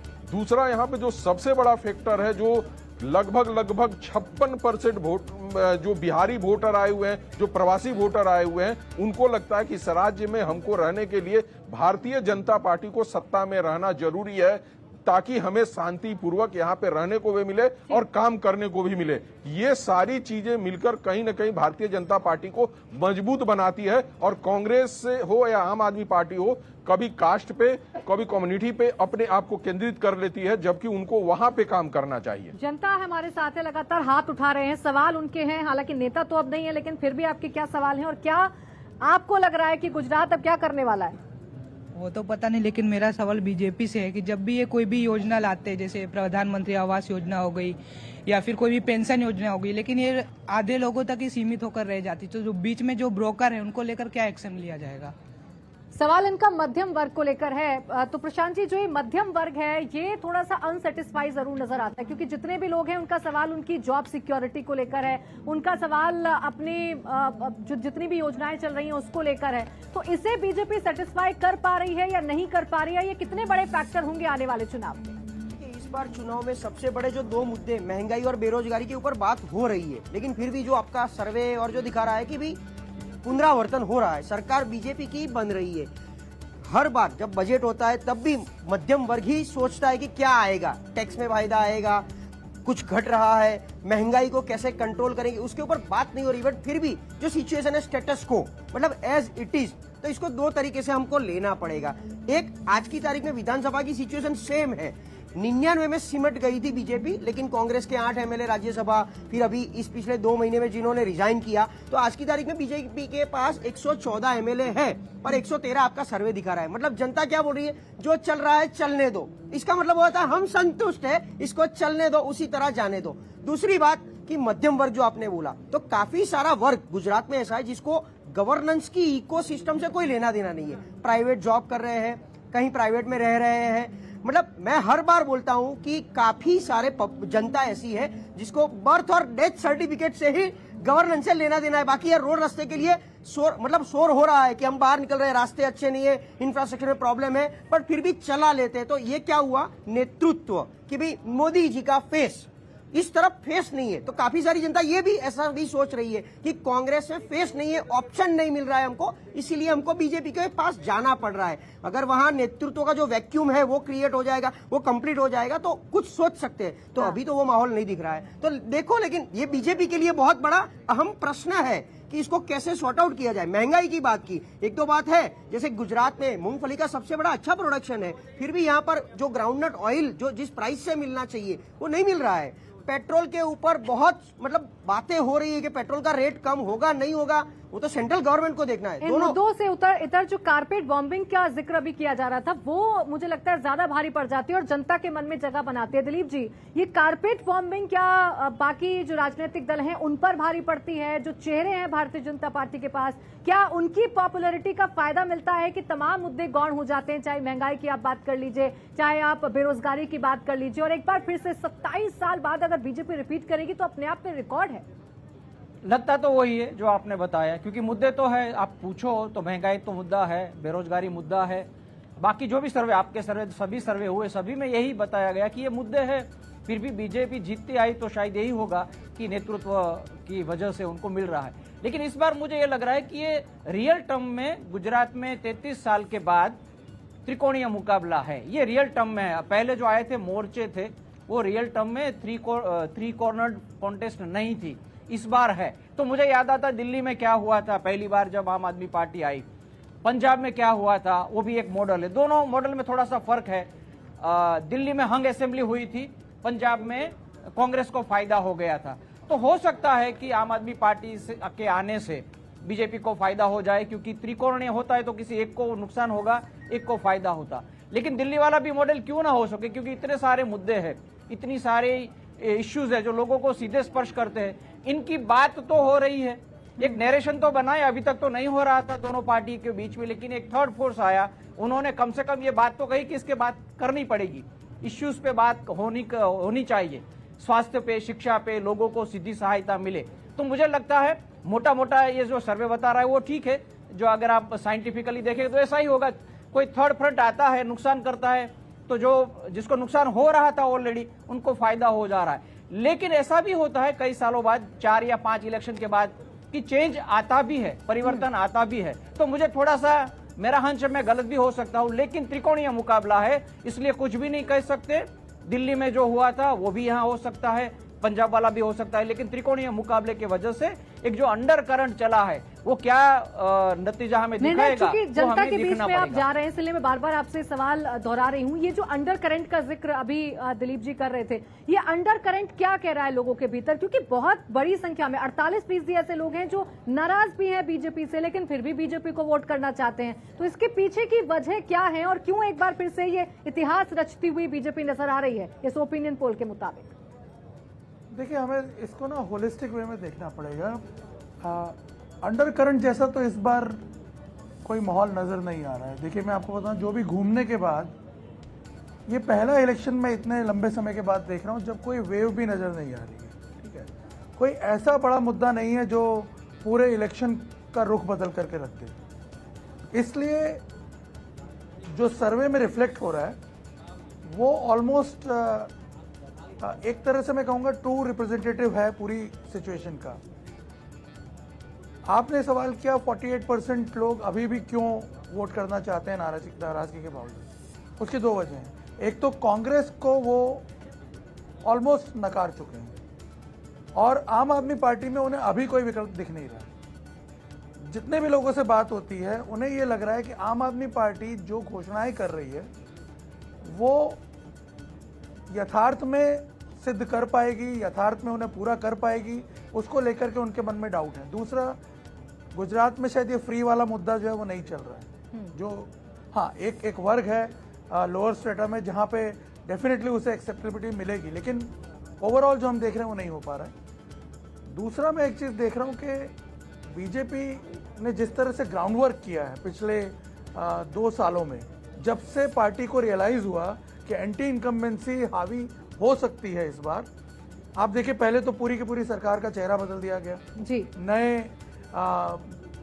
फेसेस को लाया गया, जिसकी वजह से पार्टी के अंदर जो कार्यकर्ताओं में एक उत्साह बढ़ना जो शुरू हुआ। नाराजगी बन रही थी उसे दूर करने की कोशिश की गई और बड़े बड़े चेहरों को बदल दिया गया, एक रिस्क लेने की कोशिश की गई और फिलहाल उस रिस्क का जो फायदा है वो भारतीय जनता पार्टी को मिलता हुआ नजर आ रहा है। बड़ी खबर जो ओपिनियन पोल से निकल कर आई है, एक बार फिर से गुजरात में बीजेपी की सरकार बन सकती है कि सबसे बड़ा ओपिनियन पोल सीधे अहमदाबाद से साबरमती के किनारे से में हम आपको बता रहे हैं कि चुनाव से ठीक पहले जनता का मूड क्या कहता है और कौन से ऐसे मुद्दे हैं जिन पर जनता वोट करने के लिए घर से बाहर निकलेगी। और अब जो बड़ी खबर इस ओपिनियन पोल से निकलकर सामने आई है, बड़ी खबर यह है कि भारतीय जनता पार्टी 27 सालों बाद एक बार फिर से यहां पर सत्ता में काबिज होगी, अपनी सत्ता पर कायम रहेगी और 113 सीटें भारतीय जनता पार्टी हासिल कर सकती है। हालांकि एक बड़ा वर्ग ऐसा है जो बीजेपी से नाराज जरूर है, लेकिन बीजेपी को वोट करने की बात कर रहा है। इस बार भारतीय जनता पार्टी को तमाम वर्गों का साथ मिलता हुआ भी नजर आ रहा है। हालांकि केजरीवाल जरूर ऊपर उठते हुए नजर आ रहे हैं, लेकिन उनका नुकसान कांग्रेस को होता हुआ नजर आ रहा है। जनता हमारे साथ है, तमाम पैनलिस्ट हमारे साथ है जिनसे इन ओपिनियन पोल पर हम लगातार चर्चा कर रहे हैं। कुछ लोग हैं जो ओपिनियन पोल पर भी बोलना चाहते हैं, जनता के बीच में से खड़े हो जाइए। क्या नाम है आपका? मेरा नाम संजय शर्मा है।